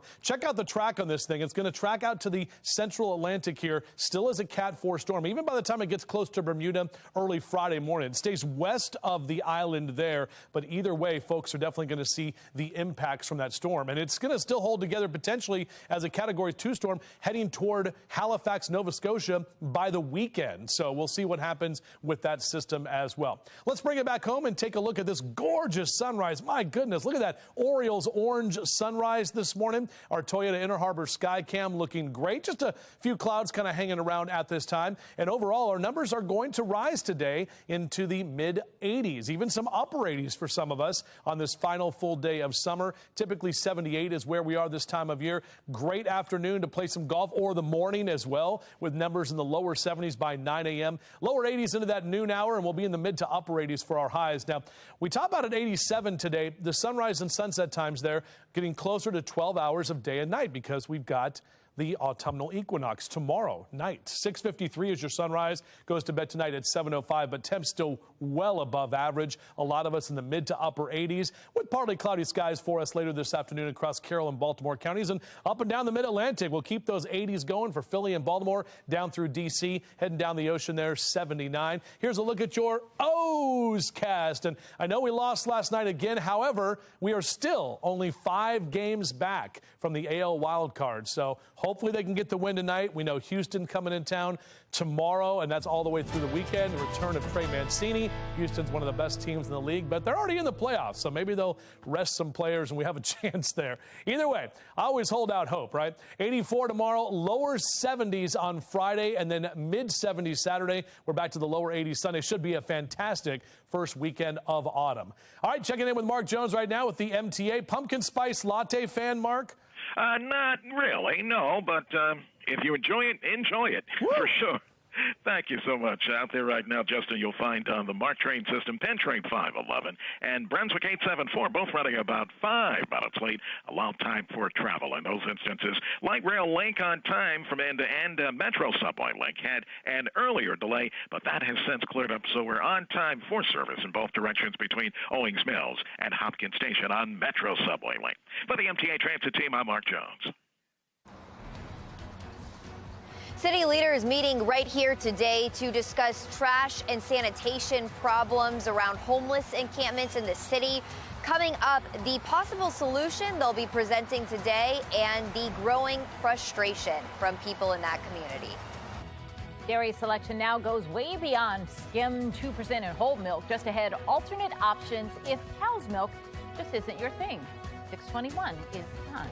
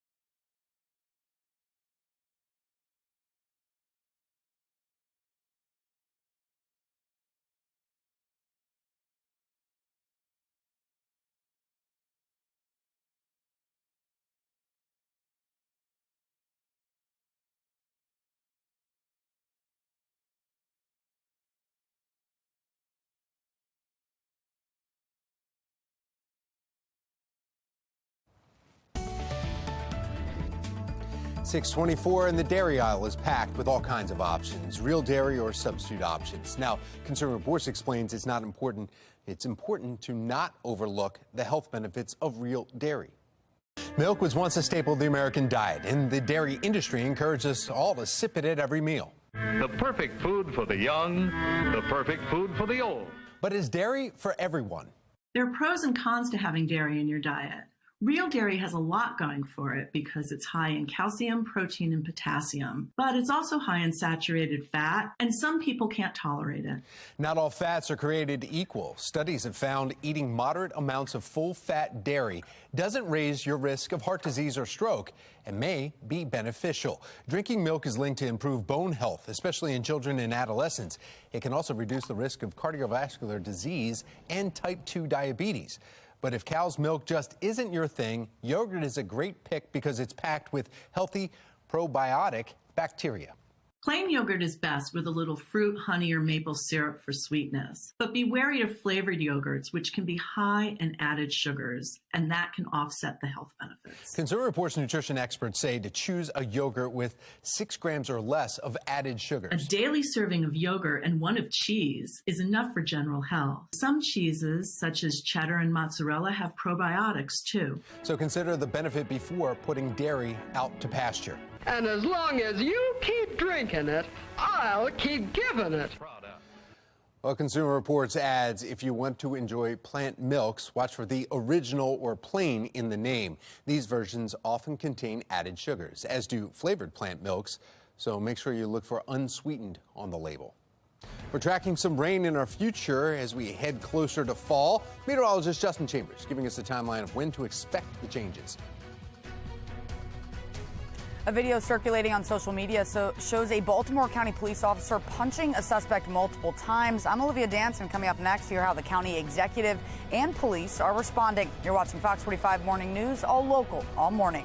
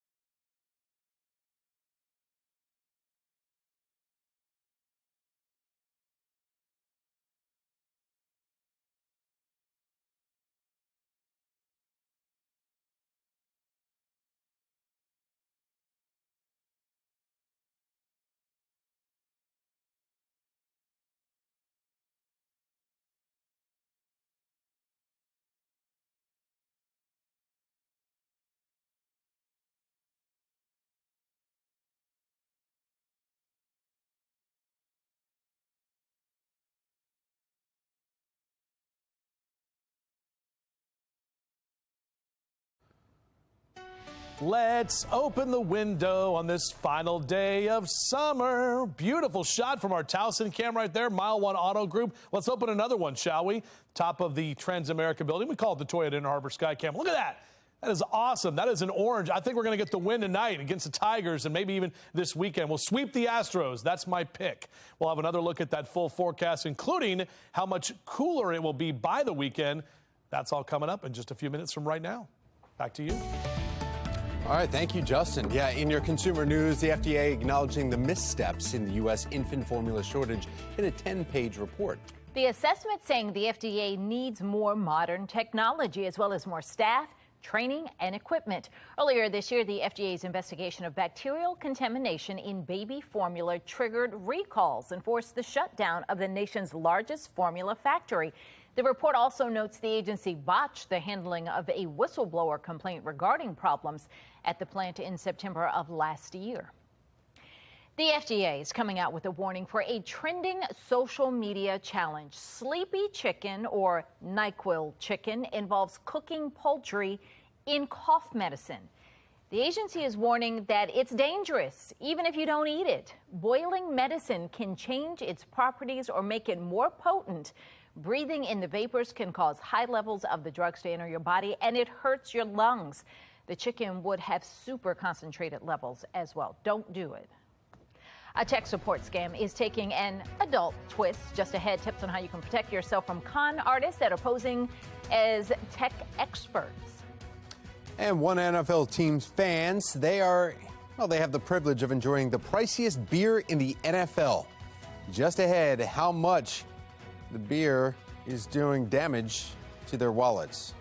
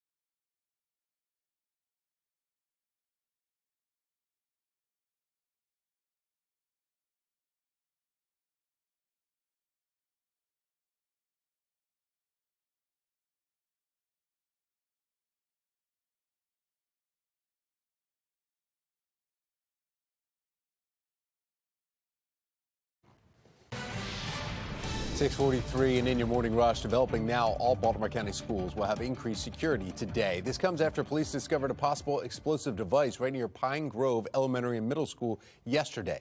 Olivia Dance is joining us live now. Olivia, what can students expect, though, when they arrive? Well, Tom, Baltimore County students will be returning here to school in just a couple hours with increased security. But yesterday was certainly scary for Pine Grove Middle and Elementary School families. Police say that 2 suspects are in custody after a suspicious device was found near the elementary and middle schools. Baltimore County Police detonated the device yesterday afternoon. But police tell us at this point they aren't looking for any other suspects. I'm Olivia Danson. Coming up next, I'll have more details on the timeline of what happened. Back to you.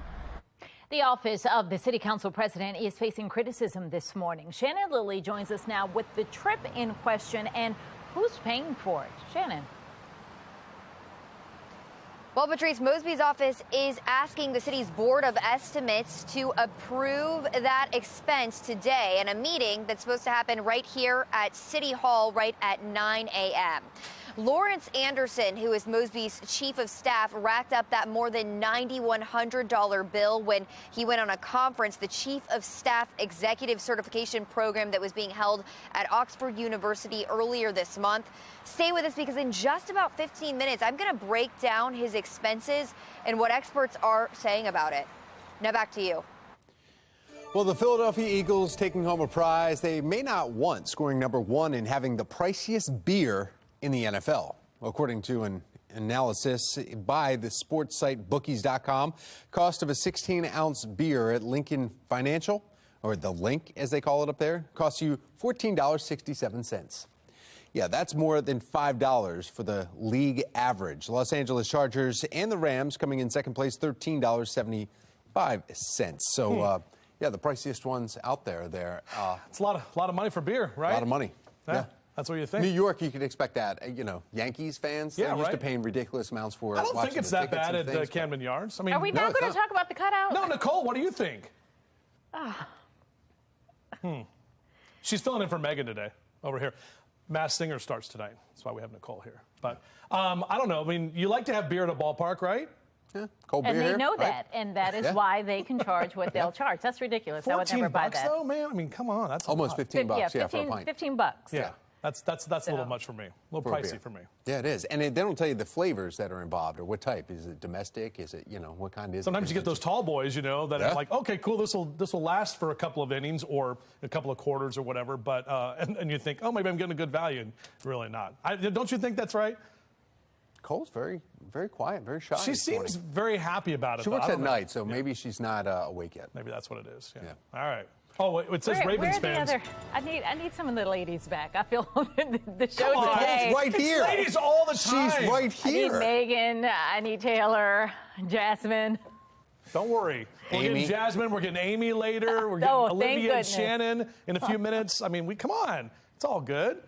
Good morning. We're excited about the Masked Singer. We're excited about Lego Masters tonight, the big premieres. This is premiere week. By the way, our guy Emmett continues to win on Jeopardy. He is now a 3-time champ, won final again last night. So that you can watch tonight at 7 o'clock right here on Fox 45, about 12 hours from right now. We watch Jeopardy every night. And I love that Emmett Stanton, our guy from Baltimore, is doing very well. We like that. Emmett, if you're out there, give me a shout out. Come on, let's go. I want to see what's going on. I want to see what happens. We know that they tape those ahead of times. Tell me if you win. Come on.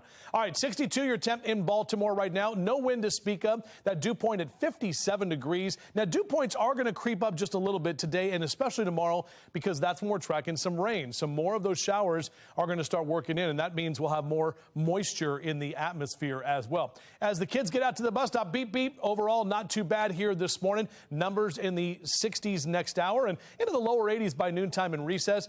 And when you pick the kids up this afternoon, we're talking about practices for lacrosse, for soccer, for football, whatever you got going on. We'll be in the mid to upper 80s, so we're getting our sweat on for sure. Now, look, your pool cast, I still have it up. I still have hope today. Probably one of the really last good pool days here because it's going to be warm. Numbers come back down tomorrow. We've got rain around. And then Friday, it will be cool outside with temperatures in the lower 70s and breezy to windy as well. Here's some of the numbers right now around your city. 84 in Westminster, 82 in Bel Air this afternoon. Chestertown, good morning to you. You'll be at 83 later today. Same number in Stevensville across the Bay Bridge. And up and down the 95 corridor, Philly and Baltimore down through D.C. in the mid to upper 80s with upper 70s down the ocean there in OC. All right, O's are back at it tonight against the Tigers. 80 for your first pitch at 7:05. Should be a great night for baseball here in Charm City. Hopefully the O's can get back their winning waves that we had in August. I know September's been a little rough so far, but we're still only 5 games out, guys, so, we still have a chance. Here's a look at our future scan. Overall, staying dry today. The next weather maker comes in tonight. Here comes that cold front. So tomorrow morning, we're going to be waking up with a couple of scattered showers around. Not really a lot of thunderstorms expected with this, but overall, we're going to see those showers stay with us at least through the middle part of the day tomorrow. So kind of an overcast day. And then by the time we get into Thursday night and Friday, that's when the drier air works in. The wind's going to pick up from the north and the northwest, and that's going to help to flush out that moisture and bring us the drier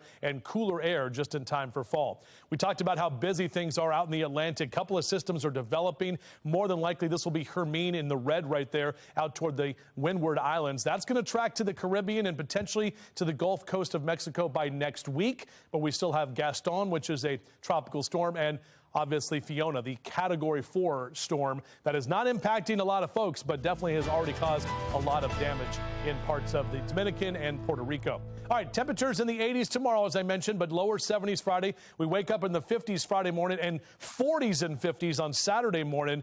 But overall, a dry weekend for the first weekend of autumn. Tom? All right, thank you, Justin. Now to your Lens Solar Traffic Network. Taking a look at your map here, and you're starting to see some yellow and little bits of red should be popping up here. Usual spots because of the morning commute at 6:50 in the morning.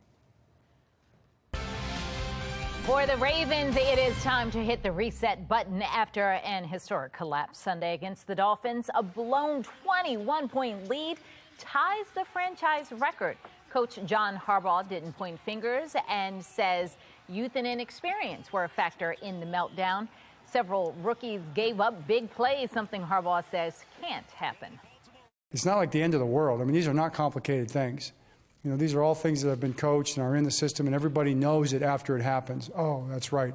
I've got to get that right. But in the heat of battle, when those routes are running up on you really fast and things are flashing in front of your eyes, that's what football is. That's what makes it so tough. It's not easy. It's not lines on a paper. The Ravens have a great chance to regroup this Sunday as they head up north to take on the New England Patriots. Kickoff in Foxborough set for 1 p.m. You can catch all the action right here on Fox 45.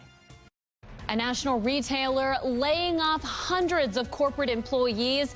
Economists predict more layoffs to come. I'm Kayla Gaskins with that story straight ahead. Run towards some fun, all while helping out local student athletes just ahead the return of the Susquehanna River Running Festival and the deadline to sign up. And if you're about to get running into your day or maybe running away from some strange coworkers, now's the perfect time for a coffee break. I need coffee this morning. Whew.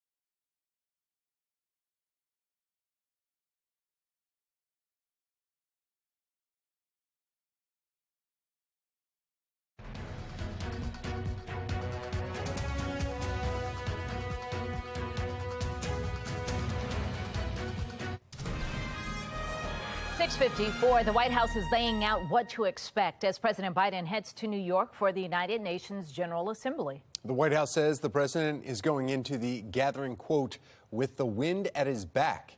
Biden will deliver a speech before the UN General Assembly this morning. He is expected to address global food insecurity, global health, and the climate crisis, among other things. White House National Security Advisor Jake Sullivan says the speech will include a firm rebuke of Russia's war in Ukraine. The main thrust of his presentation when it comes to Ukraine will really be about the United Nations Charter, about the foundational principle at the heart of that charter that countries cannot conquer their neighbors by force, cannot seize and acquire territory by force. Biden is also expected to hold meetings with U.S. allies, including his first bilateral meeting with the new Prime Minister of the United Kingdom, Liz Truss. In other national news, as we take a live look over the Capitol this morning, a new NBC poll shows more American voters can get behind the Democrats' midterm messaging as opposed to Republicans. The poll says that the Democratic message as an unnamed candidate focuses on lowering health care costs, holding corporations accountable, rejecting election lies, and supporting abortion rights. While Republicans address record gas and grocery prices, surging crime and illegal immigration, and lower student test scores, 3/4 of the Democrats' message resonates with voters very well, while 68% said the same about Republicans' message. Just under half of voters say they'd vote for the unnamed Democratic candidate versus the 32% who would pick the unnamed GOP candidate. Meanwhile, actual congressional preference with names has both parties tied at 46%.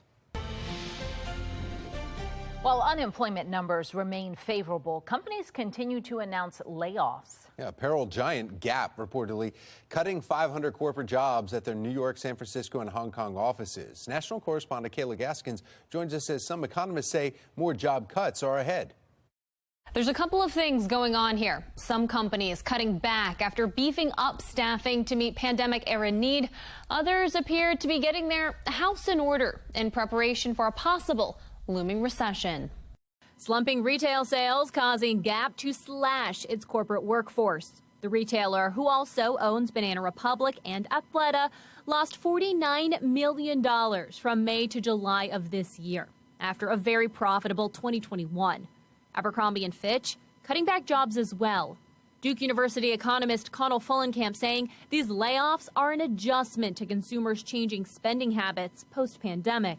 They really bulked up during the pandemic because their sales soared, and they thought that these changes that were induced by the pandemic were going to last. They didn't, so they ended up doing the rational thing, which is laying some people off. Inflation also leaving consumers with less discretionary income. Economists predicting more layoffs ahead, but for another reason. A recent Stifel survey reporting the vast majority of corporate executives and business owners believe a recession is imminent or already here. Another survey from P&W showing 50% of business leaders plan to scale back personnel numbers in the next 6 to 12 months. Fullenkamp pointing out these layoffs are mostly high-skilled, white-collar positions. I think a lot of companies are taking this time to really look at their own kind of headquarters operations and seeing how much leaner they can run. I think they're looking ahead, thinking about the possibility of a recession sometime in 23 and probably getting their house in order. A question economists continue to debate is how a possible recession will impact the Great Resignation phenomenon plaguing corporations. With less alternatives, workers may have no other option than to hold on to the positions they already have. Time will tell, of course. I'm Kayla Gaskins reporting. Racking up a nearly $10,000 bill overseas. Coming up, the expense request that City Council President Nick Mosby's office is making today. Concerning that the access to firearms by our young people is so easy in our region. A gun seized at a Baltimore County high school for a second time. What city leaders blame for driving the troubling trend? Well, Katrina and the waves did it. They were walking on sunshine. We're taking a look at that sun that is out there now and how much warmer we get this afternoon. We'll break it all down for you on Fox 45 Morning News. Let's go. Live from WBFF in Baltimore, this is Fox 45 Morning News. Good morning on this Wednesday, September 21st. I'm Patrice Sanders. There's a lot of movement over in the Weather Center. I'm not sure what was happening. We got new toys, and he's very excited to share the toys. So who do you have with you now? I don't have anybody right now. We're talking about the Masked Singer and Lego Masters debuting tonight. We've got some props and things. But, guys, yesterday was National Pepperoni Pizza Day. We made our own pepperoni pizza. So it was Was that you? Were you throwing pizzas up in the air? Pizza. Yeah, that's exactly right. And we are taking a look outside. Right now, it's actually very nice this morning if you want to have some of that leftover pizza. You can see a few of those clouds kind of hanging around right now, excuse me, from the Toyota Inner Harbor Sky Cam. Numbers in the area, 58 Cockeysville and Hunt Valley. We're at 63 in Baltimore City, 64 in Annapolis, and 57 your temp currently in Columbia. Good morning to you in Howard County. Summer warmth hanging on, at least for one more day. We are tracking rain tomorrow and then much cooler by the time we get to Friday. So Mr. Bose says we are good to go. Low to mid 60s next couple of hours. Get those windows open as you head to work and school. And check out these numbers today, guys. I mean, upper 70s is typically where we are for September 21st. Most of us will be in the low to mid and even upper 80s. We're back with that full forecast, tracking the rain and how it's going to impact your Thursday morning commute. It's Wednesday, Tom. How's our commute right now? Looking all right. It's 7 o'clock on this Wednesday morning. The Lynn Stoller Traffic Network. Taking a look at the traffic map, and you can see some slowdowns in the usual spots at the yellow areas right there in Parkville, and then right where 795 meets 695 on the outer loop. 7:01 and developing now, an investigation looking into two possible explosive devices in Baltimore County. Police discovered a suspicious device near Pine Grove Middle and Elementary Schools. Police then say they found another device at a motel on Whitehead Court in Woodlawn, and they believe that both are connected. Police have arrested two people in connection to the investigation. Now, due to the discovery of those possible explosive devices, all Baltimore County schools will have an increased security today. Olivia Dance joining us live now with what students can expect and also some more details on what happened. Olivia. Well, Tom and Patrice, Baltimore County students will be returning here to school shortly with increased security. But yesterday was certainly scary for Pine Grove Elementary and middle school families. Police say that two suspects are in custody after a suspicious device was found near the elementary and middle schools. Baltimore County Police detonated the device yesterday afternoon, saying in a tweet, quote, "You may have heard a loud noise in the area of Pine Grove Middle School. This was a proactive and controlled measure taken by police to address the suspicious package." So what we always do is we deem everything a threat until we are able to deem it not a threat. So that's why I use that terminology. The investigation started in Mount Airy after a theft victim claimed the suspects wanted to make explosives. Police then tracked the suspects to the Pine Grove Schools area, as well as an address corresponding with a motel in Woodlawn. Detectives say the package was found inside a car near the school's campus. And Baltimore County Police tell us at this point they aren't looking for any more suspects, but you can visit our website at foxbaltimore.com for updates as we learn more about the suspects and the timeline. For now, reporting live in Parkville, I'm Olivia Dance, Fox 45 Morning News. Happening this morning in a city in crisis, Nick Mosby is facing some scrutiny after an aide in his office racked up a nearly $10,000 bill in an overseas conference. Shannon Lilly is joining us live from downtown Baltimore with the request now from the city today. Shannon. Well, Mosby's office, Tom, is asking the city's Board of Estimates to approve that more than $9,100 expense today, and they'll request that in a meeting right here at City Hall that starts at 9 this morning. But we want to get you straight to the breakdown of how this expense was racked up. According to the board, Lawrence Anderson, who is Mosby's chief of staff, attended the Chief of Staff Executive Certification Program held at said business school that's at Oxford University, and he attended from September 4th to the 8th. Now, the conference is required for a certification from the Chief of Staff Association.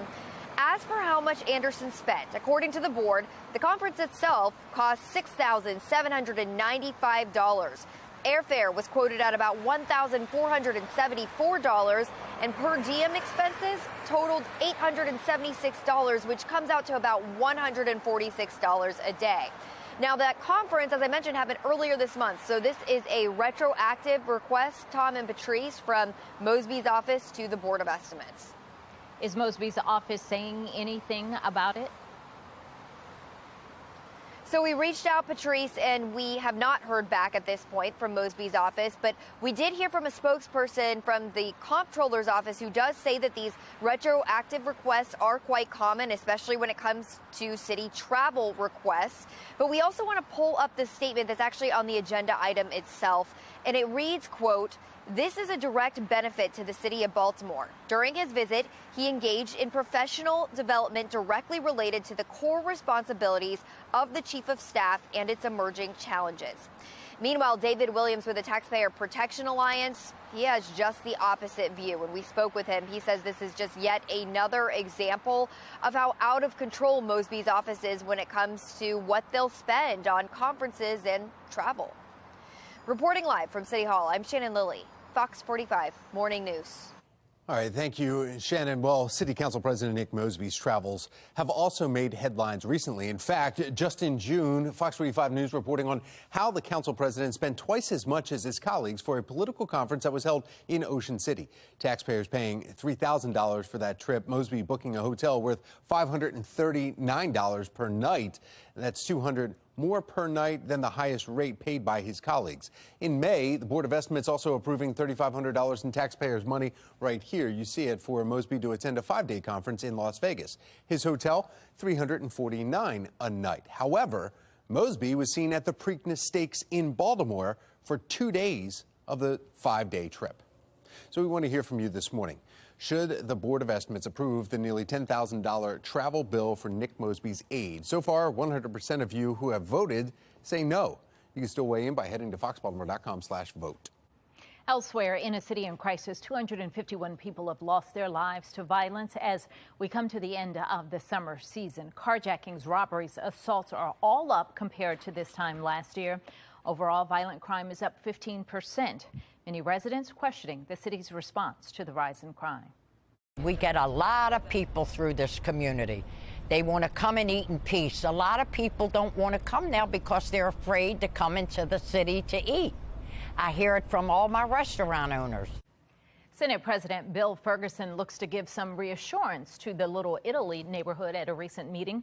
The top discussion point, the investment funds, roughly $650,000 that Ferguson helped secure from the state to help make the community safer. People cannot continue to feel unsafe. I was glad to work with the governor to be able to make smart, evidence-based investments in cameras and license plate readers in this highly traveled corridor so that we can make the city safer overall. Now, the funds include that $130,000 for vehicle license plate readers he just mentioned and $83,000 for police-accessible high-definition cameras. One intersection that will be the main priority, President and Pratt Streets, where people have gathered to watch illegal stunt driving and where motorists have had some confrontations with squeegee kids.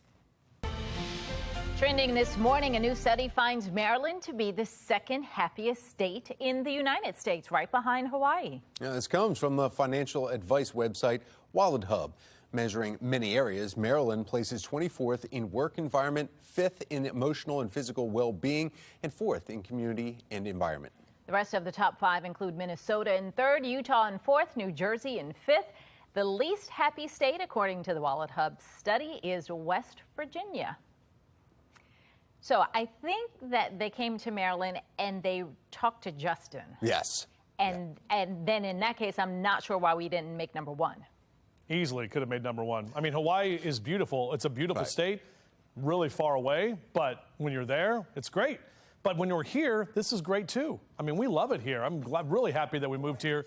What? It's expensive. Hawaii is expensive. You're right. And look, I've been talking about this for a while. I feel like we're like the Goldilocks, like where we are, like geographically, because Philly is like, and it's like cold and stuff. And then you got the Carolinas are like, but like here, we're like perfect. We got the Chesapeake Bay, we've got the mountains, and this is just a beautiful state. So, and just like Shanae would say, oh my goodness, look at that sunrise. Holy cow. From our Towson camera right now, Mile 1 Auto Group cam, that is looking great. Hopefully you're out for a run or a jog in the next couple of hours. If you are, you're feeling good. We're talking about 60s and 70s. It feels very nice outside right now. Now, we're going to heat up today, the last full day of summer with a high of 87. Overnight lows into the upper 60s and back into the mid-80s tomorrow with the rain that's rolling through. So by tomorrow morning, we'll be tracking at least a few showers here and there. We'll take a closer look at that in my future scan. Do all that in just a few minutes from right now. 7:09 from the Live Center this morning. A live look over New York City, and Wall Street is on edge as the Federal Reserve expected to announce another interest rate hike later today. Stocks fell Tuesday as investors brace for the potential impact of rising rates. The Fed's attempt at curbing inflation currently at 8.3%. Now, economists are predicting that hike at 3/4 of a point, which would be the third of that volume in a row, this third time in a row out of the four. The announcement, though, wouldn't come until later on this afternoon at 2:30, and that's during a speech from Fed Chairman Jerome Powell, along with quarterly forecasts on inflation and the economy. At 10 this morning, new numbers dropping on existing home sales. In July, sales declined for the 6th consecutive month, the lowest since May of 2020. Wall Street is divided on whether the Fed will keep hiking rates aggressively in November or if inflation pressures will cool enough to allow the Fed to slow the pace for just a bit. Looking ahead, a preview of what's so Baltimore this morning. Yeah, Be More Lifestyle host Mark Clark joining us live this morning. Good morning, Mark.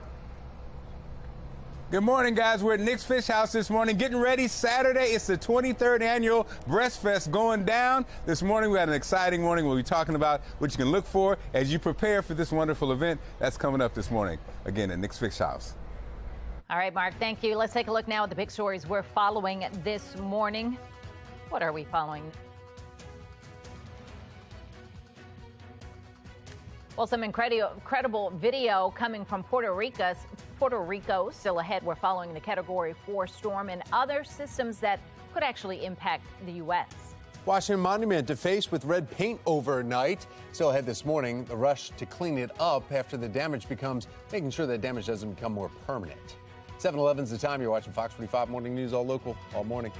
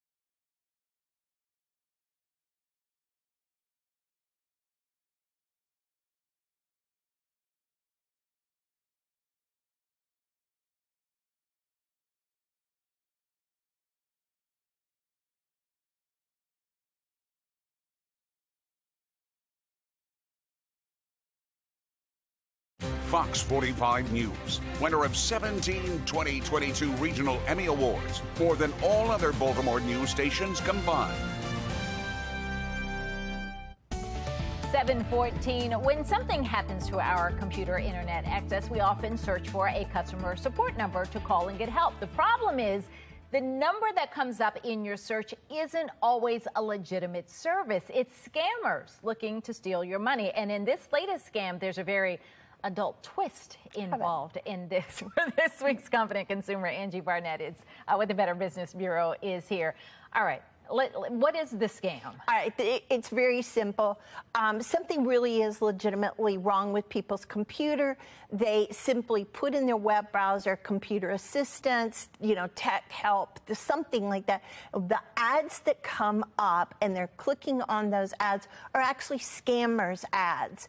And what the scammer will do, they'll ask you questions about the make and the model of your computer. They get a lot of information, and then they go, oh my goodness, your problem is somebody's been checking out adult websites, and that adult websites has actually, hacked your computer. It's caused problems for you. In fact, one person reported to Better Business Bureau that they simply asked, do you have an adult child or a teenager? And they said, oh, this child is doing that. Somebody's stolen your IP address, and everybody's on adult websites using that IP address. So it's really connecting innocent individuals with adult websites, adult information, and that connection makes a lot of people uncomfortable. It does. You're freaked out by that, and you're like, oh my gosh, get this off of my computer. I don't want people, and then you give them information that you're not supposed to. Exactly. You're giving information, or you're paying for a service you're never going to receive. Your computer still has problems. So, and it's happening two ways. It's happening if you call the customer service, the number that you think is a customer service number, and also the pop-ups, ads that say, we can fix your computer problems. Exactly, and that's it. And so, obviously, the first thing we've said for years, don't click on those pop-ups. Those pop-ups actually can lead to more problems, including ransomware and things like that, or threats of that. But you really hit, I think, on an important part. We're always looking for customer support phone numbers. And how do we know we're actually getting the right number? Because of you, I think about that when I search. I'm so glad. When I search. After all these years, and it's not even just, for if there's a problem with the computer. I mean, you may be looking for Geico customer support or Southwest Airlines, customer support, but you have to be careful that you're getting that. Exactly. So what I do, because I have the same problem as you, I always make sure in my web browser I put the actual company, southwest.com, and that I go to their website to get this customer support number. I'm not relying on the other. And one last thing, we've run out of time, but when those people, the scammers, sometimes they also want to get remote access to your computers, which tech people will need sometimes, but the scammers, then they can absolutely run them up. Don't give people access, and everybody should line up somebody who's tech support that can help you, and you can call them and say, help me, this has happened. Man, I need that person on retainer. I feel like I always need that. Angie, thank you so much. Thanks, Patrice. All right, well, it's 7:17 now. Let's get over to meteorologist Justin Chambers and see what's happening with our forecast. Good morning, ladies. There, you got a woman with you right there, Patrice. See? Angie came in. And the environment feels different already. It's always better with our ladies around. Good morning to you, and good morning, everybody. We appreciate you being here live and local with us all the way until 10 o'clock. Gorgeous start this morning. The sun's shining on Camden Yards and M&T Bank Stadium. And we know the O's, they haven't got the wins the last couple of nights, but back at it again tonight against the Tigers. So there's still only 5 games back on this Wear Orange Wednesday. Looking right now at our HD radar, not much to track right now. Big ridge of high pressure is why we are staying high and dry, but we are seeing some showers here over parts of the upper Midwest, and there's the cold front moving through Chicago right now. That's our next weather maker, and that's actually going to bring the rain to us by the time we head into tomorrow morning. So hanging out at Bel Air here in the next hour, mid-60s for you, and we'll see temperatures this afternoon by lunchtime into the lower 80s. I don't see why you wouldn't want to have lunch outside today. Great day for that. Even into the afternoon, we'll get those temperatures into the low and mid and even upper 80s for you by about 3-4 o'clock. So looking for a high of 87, that number well above average. Notice our sunrise sunrise and sunset time, so the sun's only up until 7:05 tonight. I noticed it last night, took Nika out for a little evening stroll, and I was like, man, it is getting dark earlier. And we're definitely noticing that with autumn right around the corner.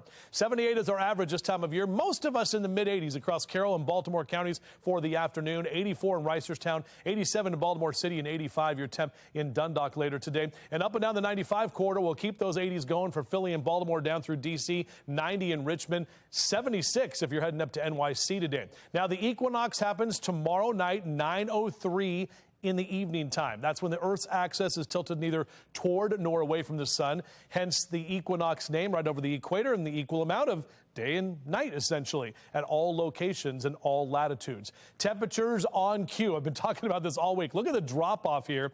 80s today and tomorrow. We go below average considerably on Friday, barely going to get to about 71 degrees, and then back to the mid 70s on Saturday. You will definitely feel like fall as we get into the weekend. It'll warm back up on Sunday. Don't you worry if you're worried about that. So here's a look at our future scan. We stay dry today. Here comes the cold front tonight and into tomorrow morning. Along the front is when we'll see some of those showers for tomorrow morning. And lingering into the afternoon, kind of a couple of scattered showers, kind of an overcast day tomorrow.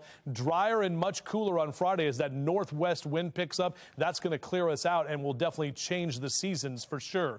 We've got a very active hurricane season all of a sudden here in the Atlantic. We're tracking 3 systems that could become storms. We've got Tropical Storm Gaston and we've got Hurricane Fiona, which is a Category 4 storm. This is a large and powerful storm with 130-mile-an-hour winds, gusts to 160, and this is going to be tracking up toward Bermuda later this week. All right, here's an update on that holiday countdown here. Yeah, 1 day until the fall equinox. Halloween in just 40 days from right now. We're 64 days out from Thanksgiving and now in 95 days until Christmas. Debbie the dancing Christmas tree getting ready for it. Here's our 7-day forecast. 80s today and tomorrow, low to mid 70s Friday and Saturday with overnight lows in the 40s and 50s. We're back to 82 on Sunday, and then another round of rain comes in early next week. Job of the Day is sponsored by Antwerpen Auto Group. Fox 45 is getting Maryland back to work. It's time for our Job of the Day. Downtown Baltimore hiring a guide supervisor. If you'd like some more information about this position, you can go to foxbaltimore.com. If you're an employer with jobs that need to be filled, please send your information to news@foxbaltimore.com. City leaders addressing sanitation and trash problems around homeless encampments in the city. Coming up, the possible solution being presented today and the frustration that continues to grow. This morning we're at Nick's Fish House getting ready for Breast Fest Saturday. We'll be talking about the progress that's been made on the breast cancer awareness and all that coming up this morning on Fox 45 Morning News, all local, all morning.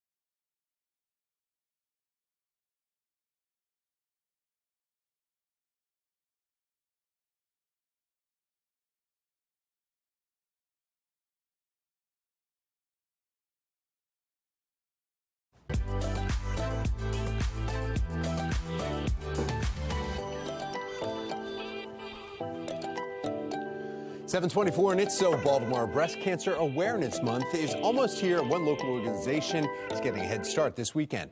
The Tiana Foundation provides support to breast centers, services, and programs like those at Mercy Medical Center. Be More Lifestyle host Mark Clark joining us live from Nick's Fish House this morning. What do you all have going on there, Mark? Well, we have Dr. Neil Freeman here with us, and again, it's all the funds are for a great cause. We're making great progress as we fight breast cancer, but also, again, the money goes to a great cause and it gets better every time. So, Doc, we have a lot of the devices used to help people as they go through the process, correct? So Tiana has been funding us for over 23 years and has provided a huge number of pieces of equipment. We can't bring a mammogram machine out here. We can't bring some of the equipment we use in the operating room, but it also provides for patient needs. You know, mastectomy bras for people who have surgery, who can't afford it, whose insurance don't cover it. Breast prostheses for patients who don't have reconstruction, who don't have insurance that can cover it. People get lymphedema sometimes as a consequence of the treatment. There are garments that help with that. Some insurance companies cover it, some don't. We also cover transportation needs. People can come every day for 3.5 weeks for radiation. Can't afford a cab, can't afford bus vouchers. We provide that. So we provide the soft needs for patients, the help patients. We also provide equipment for mammography, equipment in the operating room, and we've been able to buy things that we otherwise couldn't afford because of the money we've gotten from Tiana.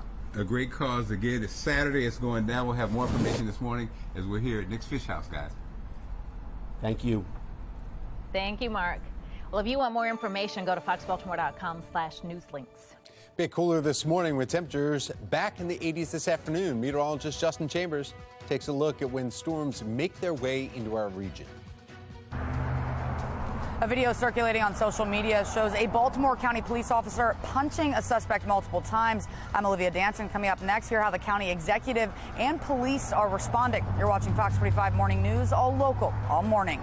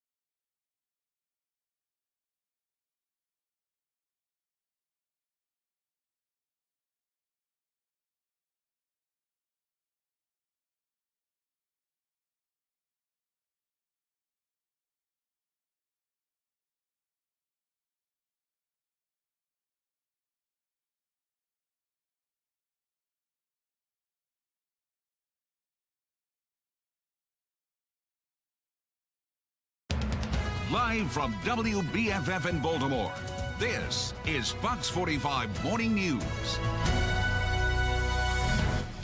Good morning on this Wednesday, September 21st. I'm Patrice Sanders. I'm Tom Rogers. We were just doing our 7:30 stretch. Plus, Olivia has some bagels and cream cheese. It's good. If there's not a discussion about food, there is actual food here, right. Always. It's tough sometimes. Meteorologist Justin Chambers is here. It's a 5.5-hour show. We got to talk about something. And we're all getting up together with you. Good morning. We appreciate you being here with us live and local as you're getting some food and getting some coffee as well, maybe some hot tea this morning. Overall, not too bad right now as we make our way outside. Look at that beautiful shot there. A few clouds and that sun that is looking good from our Mile 1 Auto Group cam in Towson. 56 is your temp in Cumberland. We're at 58 in Hagerstown, but a lot of us in the lower 60s for Bel Air and Baltimore, even 64 in Annapolis and 59. Good morning to you in Laurel. Our yard and gardening cast looks like this, 79 by 11 a.m. We'll be in the mid to upper 80s later today. Today, the final full day of summer. Again, autumn doesn't begin till tomorrow night, but we're tracking rain tomorrow and then much cooler by the time we get into our first full day of fall on Friday. We'll talk about that as well as that. Hurricane Fiona continuing to track in the Atlantic. Another update in just a few minutes. Top. All right, thank you, Justin. Now the county's under pressure. A video circulating on social media apparently showing a Baltimore County police officer punching someone, and it's drawing some criticism. This morning, the county executive promising a thorough review. Now, Olivia Dance is joining us live from Baltimore County with more details on what we know so far. Olivia. Yeah, well, many people witnessed the incident and they recorded it on their phones, but the video shows the officer punching the suspect repeatedly. County Executive Johnny Olszewski has seen the video and is requesting a thorough review. And let's take a closer look at that video, but we did blur it because it's pretty graphic. But it shows the officer straddling the man to the ground and striking him in the head several times, all while the suspect seems to ignore the officer, telling him to put his hands behind his back. A spokeswoman for Baltimore County Police said the incident happened at a shopping center near Woodlawn High School. She says officers responded to the area after a report of an armed suspect. That's when police encountered a 17-year-old boy who assaulted one of the officers. A 17-year-old was arrested along with 19-year-old Keith Harrison with illegal possession of a handgun. A spokesperson for the county executive said, quote, events preceding and during this incident will be evaluated along with body camera video from the officers involved. Baltimore County is committed to full transparency and will share more information as it becomes available. Now, the spokeswoman for police said that the officer was wearing a body camera and that it recorded the beginning of the encounter. So that video will definitely be critical for the county executive's review. You can also visit our website at foxbaltimore.com for the latest updates as we get them. For now, reporting live in Baltimore County, I'm Olivia Dance, Fox 45 Morning News. Now turning to the crisis in the classroom. Less than a month into the school year, and a second weapon has been seized from a Baltimore County school. And police say they found a loaded gun inside a student's backpack at Randallstown High School. Baltimore County Executive Johnny Olszewski expressing his concern about the ease of firearm access. It's concerning that the access to firearms by our young people is so easy in our region. And you know, I'm concerned about the level of violence increasing in and around our schools based on the fact that young people have such easy access to firearms. City School FOP President Clyde Boatwright called out city leadership after 3 incidents involving guns in or around Baltimore City schools, including the deadly Mervo school shooting during dismissal in the first week of classes. Baltimore City schools have had 17 gun incidents on or near campuses since the start of last year. Well, in Cecil County, a student is facing several charges after police say she was caught selling marijuana edibles to other students. Now, deputies say they were called about the problem yesterday morning. They say school administrators searched the 18-year-old student's book bag, and they found these 3 bags of edibles, along with $130 in cash. Now to a city in crisis, homelessness plaguing Baltimore. In the latest City Point in Time count report, about 1,500 people were found in emergency shelters, transitional housing, or unsheltered spaces, such as encampments. And happening today, the Baltimore City Council plans to address how to clean up certain areas often occupied by people who are homeless. Shannon Lilly is joining us live from City Hall this morning with this latest push. Shannon. Well, if you've walked around various parts of the city, Tom, you yourself might have noticed some of that trash around homeless encampments in the city. Well, that's something that city leaders will be addressing today in a meeting right here at City Hall that starts at 10 this morning. We want to get you to the details for that meeting again, starting at 10. Representatives from the Department of Public Works, the Department of Housing, the Health Department, and the Mayor's Office of Homeless Services, as well as City Police, will be briefing City Council on strategies to mitigate that waste. And one of their strategies includes a discussion on potentially bringing in a contracted service to clear hazardous waste from these encampments. Now, you'll remember, though, that this discussion comes as frustration is rising amongst the homeless population and their advocates about where and when they will see relief promised by the city more than 6 months ago. You'll remember back in February, the city dedicated more than $90 million in federal relief funds for the homeless. But so far, that relief has not come, and the city has yet to release a timeline on when it will. Meanwhile, today's hearing happening at City Hall is open to the public. Reporting live in downtown Baltimore, I'm Shannon Lilly, Fox 45 Morning News. 7:36 now from the Live Center this morning. A live look at our Weather Authority HD radar, and you can see Hurricane Fiona is on the move. Now, that is the biggest system, but there are others brewing. We have Tropical Storm Gaston in the North Atlantic that formed late yesterday. That one won't be a problem for us. But a new system is approaching the Windward Islands, and it is expected to become a tropical depression in the next day or so. And that is the one that we'll be watching closely, as it could impact us here at home next week. Now, this is new video this morning out of Turks and Caicos. As of right now, no reports of any deaths on those islands, but we are getting reports of power outages and interruptions to communications in the islands. This is all, of course, from Fiona. Now, Fiona's death toll this morning stands at 5. 4 deaths in Puerto Rico, 1 in Guadalupe. Fiona, now a Category 4 storm with 130-mile-an-hour winds. Tropical storm conditions are expected in Bermuda starting tomorrow afternoon. The latest forecast from the National Hurricane Center keeps the storm to the west of the island. Fiona then expected to move toward Canada this weekend. Meteorologists Justin Chambers and Jasmine Lomax will track all of these storms coming up for us soon. Now, you can download the Fox 45 News app for breaking news, up-to-minute traffic conditions, and school closings, plus weather anytime. Just search WBFF in your app store.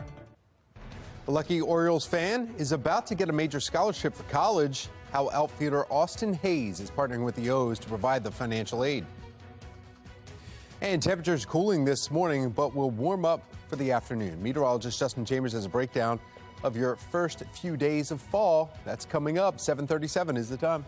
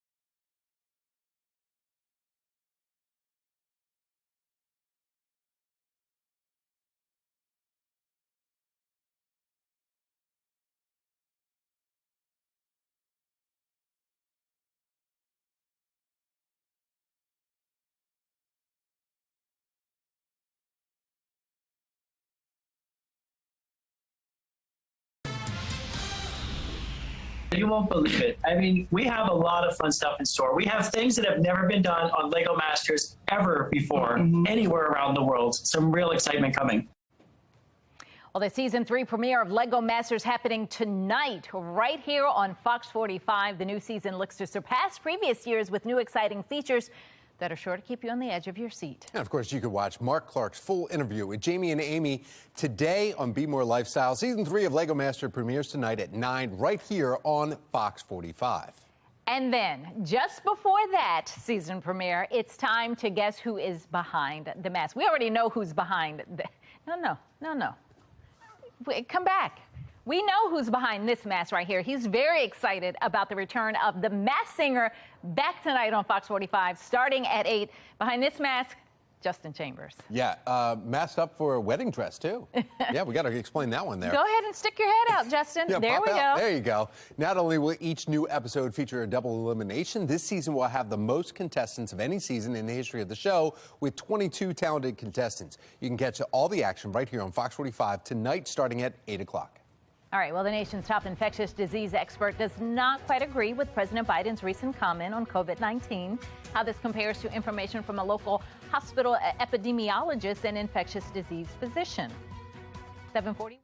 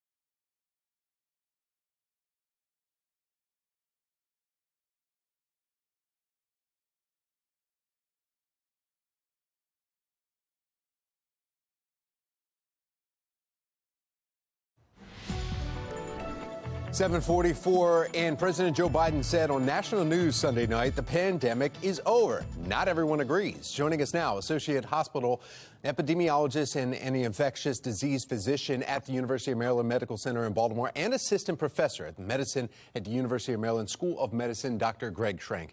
Dr. Schrank, thanks for joining us. Hey, good morning, Tom. Thanks for having me. Yeah, this is something, though, we saw it Sunday night, and a lot of people cringed when they heard the president saying this because they're saying the pandemic's over. Now, he kind of went on a little bit further, though, in that interview, saying, you know, not too many people are wearing masks. It's moved on where not too many people are social distancing. It's kind of like we're past that. It's just here to stay.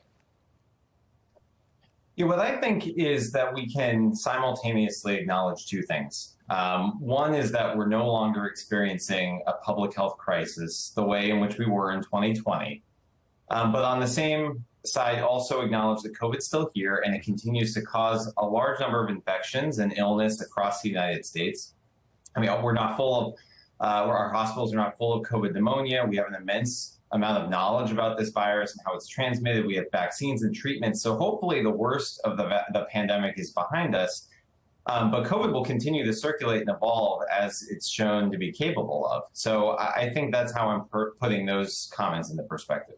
Dr. Schrank, we also saw, though, there's, as you were just saying, vaccinated versus unvaccinated. The numbers seem to be going down lower and lower. Hardly anybody getting their booster compared to where we were a year and a half ago. It's almost like the public is kind of over this. But physicians and experts like yourself are saying we need to get the vaccines, especially the latest vaccines. Yeah, that's a really important point. The bivalent boosters, as they're known as, are they're called bivalent boosters because they can't contain two different primary strains of the virus: the original ancestral strain that originated out of Wuhan, China, and then the more recently circulating variants BA4 and 5 from Omicron. And by putting those two into the vaccine, it actually catches us up, so to speak, in our vaccines to what's currently circulating. And so the vaccines right now are the closest match we've had to any prior circulating variant, and should hopefully boost our immune system going into the fall and winter when we expect an increase in COVID-19, thereby protecting all of us, but in particular those who are most vulnerable to severe outcomes like older adults and those with chronic medical conditions. Dr. Schrank, we're out of time, but one quick question, though. I know a couple years ago it seemed like doctors were seeing less influenza, because people were wearing masks. And somebody like yourself with facial hair, like mustaches or stuff, going into No Shave November, do you recommend masks for influenza, even if it's not a COVID concern? Well, masks don't really care what the virus is that's circulating or what's causing infection in a person. Masks are highly effective at preventing the transmission of those fine droplets that carry the virus and its disease along with it into another individual or exhaled from their breath. So masks remain effective against both influenza, COVID, RSV, all of the other bothersome viruses that we encounter during the winter. And another opportunity to plug the flu vaccine. It's been a very unpredictable couple of years with influenza, but Australia saw its worst flu season in recent history. So we anticipate the possibility of a bad flu season coming up, especially without any existing immunity in our population. Dr. Greg Schrank, thank you so much. We appreciate your time. Thank you, Tom. Sure. Well, now we want to go over to a meteorologist and find out exactly about this weather and what's going on here, cooler temperatures and... That's his sidekick today. Yeah. I don't even know what the name of that thing is yet, because I haven't seen, obviously the show premieres tonight, but what'd you say, a wedding dress, a dragon and a wedding dress? It looks like a dragon, but we can look it up. Let's see. Okay. You work on that, and I'll work on... I'll do my stuff, you do that stuff. Thank you very much. Yeah, Masked Singer tonight, Lego Masters as well. The big premieres are, man, Emma continues on Jeopardy, our Baltimore friend who is on Jeopardy and a 3-time champion. So can watch that tonight at 7 o'clock here on Fox 45. Overall, our Towson camera looking good. Plenty of sunshine that is out there right now. Now, notice on our mugginess trend, upper 50s and low to mid 60s over the next couple of hours or next couple of days. So we're going to see that humidity increase because we are tracking the rain that's going to roll in here, especially as we get into late tonight and early tomorrow morning. There it is. That's the next weather maker. So it's this cold front that is moving into Chicago right now in the upper Midwest. We've got this nice ridge of high pressure. So we're going to stay dry today, but later tonight into tomorrow morning is when that rain rolls in. Out for a run or a jog in the next couple of hours, 60s and lower 70s, mild conditions for you. Hank the Bird right there. Good morning, Hank. Yeah, he's excited for the Orioles, trying to get back in the win column tonight. The Birds, fellow Bird, 72 by 9 a.m. and then lower 80s into that noon hour today. I still have the pool cast up because today is going to be a great day to be by the pool. 87 for our high. Tomorrow, kind of a rainy day. And then cooler and breezy and even windy on Friday with a high barely getting into the lower 70s. So not the best day to hang by the pool. I know we're getting out of summer, starting to transition to fall, but before that all happens, enjoy today while you can. Low to mid and upper 80s is where we'll end up. Typically 78 is where our high is for this time of year. Here's a look at your O's cast, and the Tigers are in town for one final game tonight. Excuse me. We've got the Astros in tomorrow night. That's the return of Trey Mancini to Camden Yards, and it's a 4-game set this weekend. Now, a little rain is going to be around tomorrow. Let me show you where that again is going to impact you. Here comes the front. It happens basically overnight tonight through early tomorrow morning. Off and on showers for the morning into the early part of the afternoon. Tomorrow will kind of be cloudy and overcast. Maybe get a few breaks in the clouds by the afternoon. And then Friday, we've got more of that northwesterly flow. That's going to be the drier and cooler air, and that wind's going to pick up as well, bringing in the change in the seasons. Very busy in our Atlantic hurricane season. We're tracking 2 separate systems off the coast of Africa. We also have this system here in the Windward Islands. That could become Hermine in the next day or two, and that's the storm that actually could impact the Gulf Coast of the U.S. next week, and possibly even us here at home by next weekend. Tropical storm Gaston, and we've got Hurricane Fiona, which is a very, very large storm, 130-mile-an-hour winds. This is a Cat 4, and more than likely will continue to grow in strength. We'll get an update from the National Hurricane Center. Should get that about 9 minutes from right now. And Jasmine and I will be tracking that for you coming up in the 8 o'clock hour. All right, so we've got 80s today and tomorrow, lower 70s on Friday, mid 70s Saturday. Then we're back to the lower 80s Sunday. It should be a real nice day as well. And then another round of rain into early next week. Patrice? The Tayana Foundation is hosting its annual Breast Fest fundraiser. Still to come, Be More Lifestyle host Mark Clark is live with all the program events. Susquehanna River Running Festival is back. How you can participate in the event's 5-year anniversary. And whether you're heading out for a run or just getting pumped for the Masked Singer tonight. Either way, it's the perfect time for a coffee break.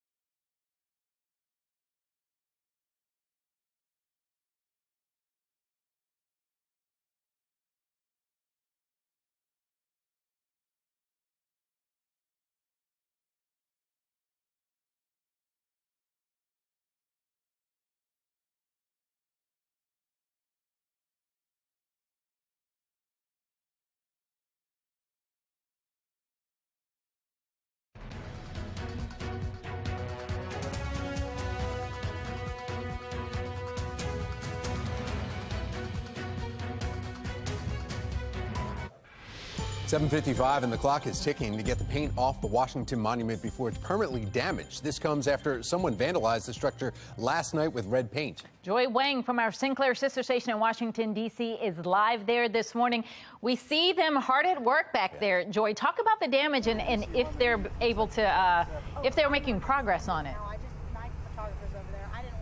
Yeah, they actually showed up just after 6 o'clock this morning, the conservation team, and they've actually made a lot of progress. I'm going to step out of the way so you can get a better idea. You can see that they're spraying right now with that power washer, and throughout this morning, just after 6 o'clock, they've been treating it with chemicals, scraping, really a rinse and repeat using that power washer again to get rid of some of those chemicals. And you can see that there's still just a very faint red that's left over in the areas that have been treated. That's actually going to be the hardest part to get out. That's why this process is going to take 2 to 3 weeks to see if it's completely removed. Now, this is not the first time they've had to clean paint off of marble, and that is part of the problem.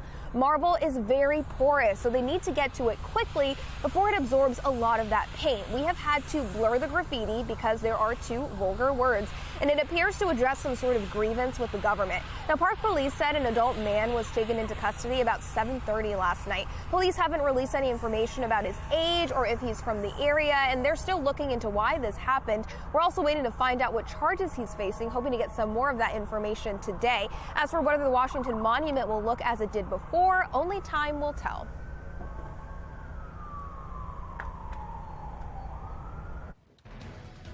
Hi, thank you, Joy. Well, a warmer afternoon coming with some scattered storms tomorrow. Meteorologist Justin Chambers taking a look at the rain and how it will impact any of your plans. 7:56 is your time.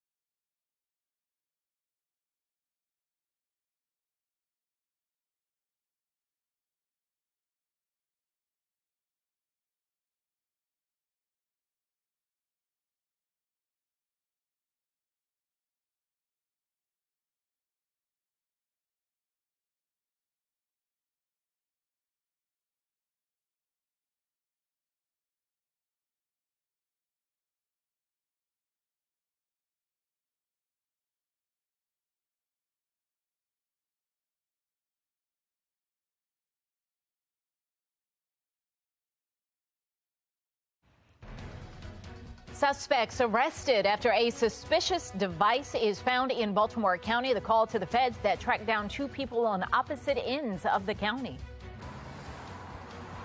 Racking up a nearly $10,000 bill in an overseas conference. Coming up, the expense request the City Council President Nick Mosby is making today. Plus, the number of firearms found on students in local schools continues to climb. Still ahead, who needs to be held accountable to reverse that trend? Live from WBFF in Baltimore, this is Fox 45 Morning News. Good morning on this Wednesday, September 21st. I'm Patrice Sanders. Megan Gillen has the morning off. Let's get started with meteorologist Justin Chambers as we take a look at the forecast. And do you remember the 21st night of September? Yes. That's tonight.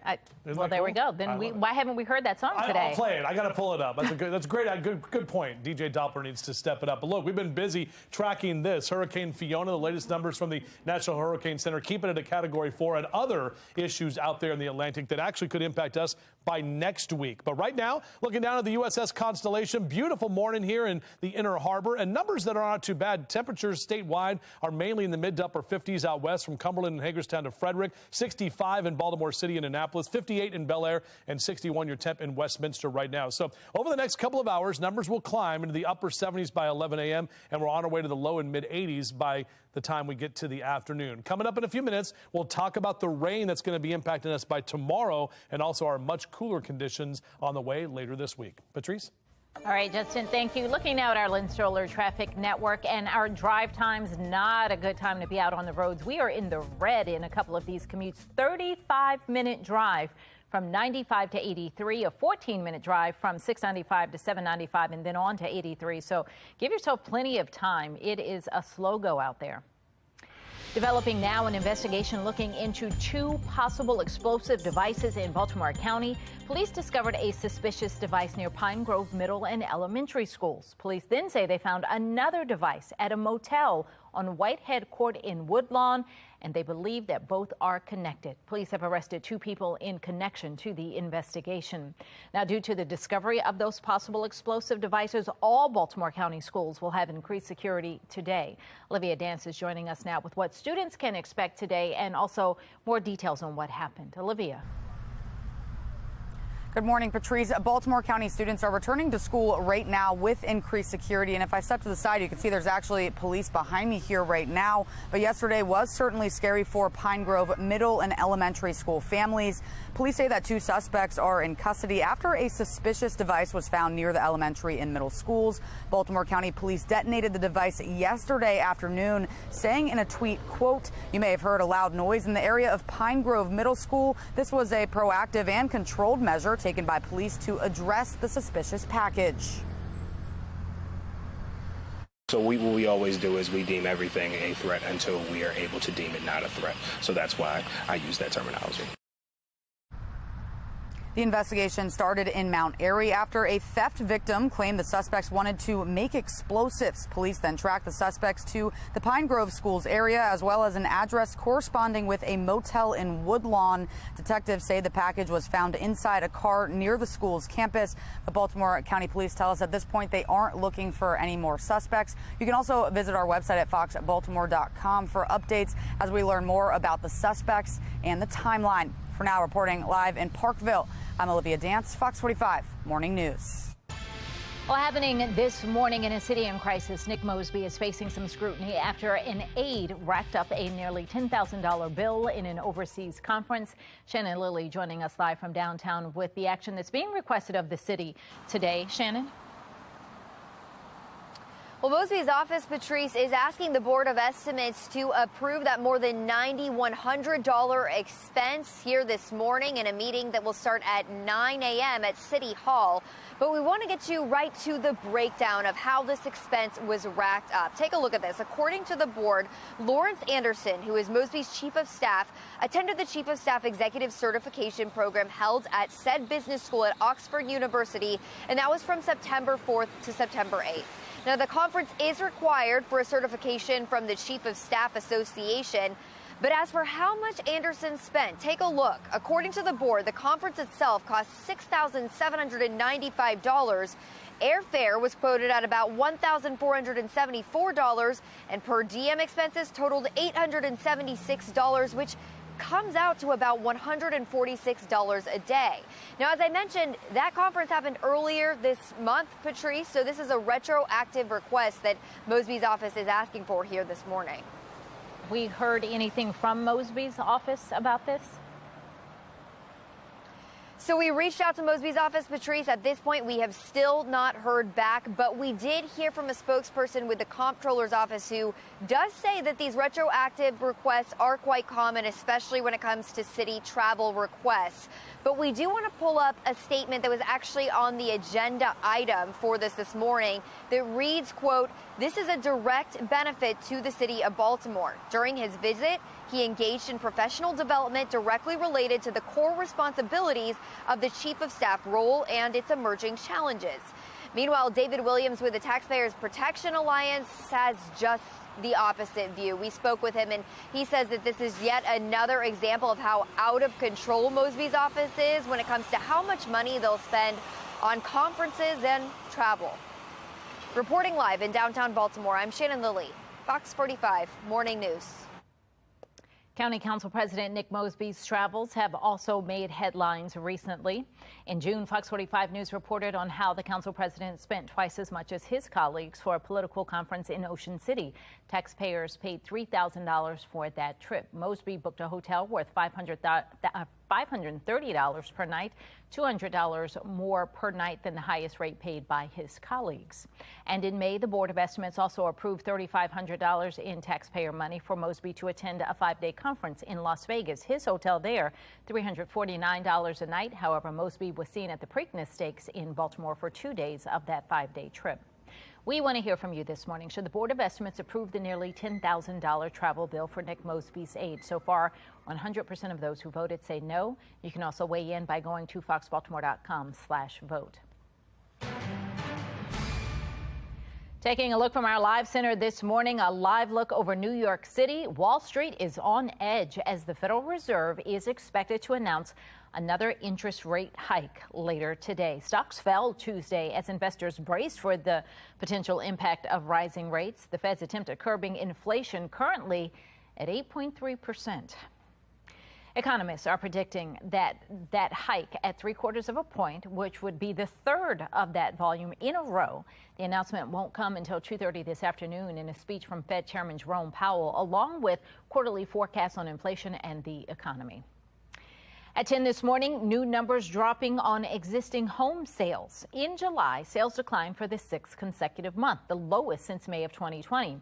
Wall Street is divided on whether the Fed will keep hiking rates aggressively in November or if inflation pressures will cool enough to allow the Feds to slow the pace for a bit. That is the latest from the Live Center this morning. A new warning from the FDA, why they have to tell people not to cook their chicken in over-the-counter cough medicine. Well, that's something interesting we'll be looking at. Also the weather. Temperatures that are not bad right now, but we're going to heat up this afternoon. We're also tracking the tropics, which all of a sudden are very busy. Back with your full forecast and that update coming up in a few.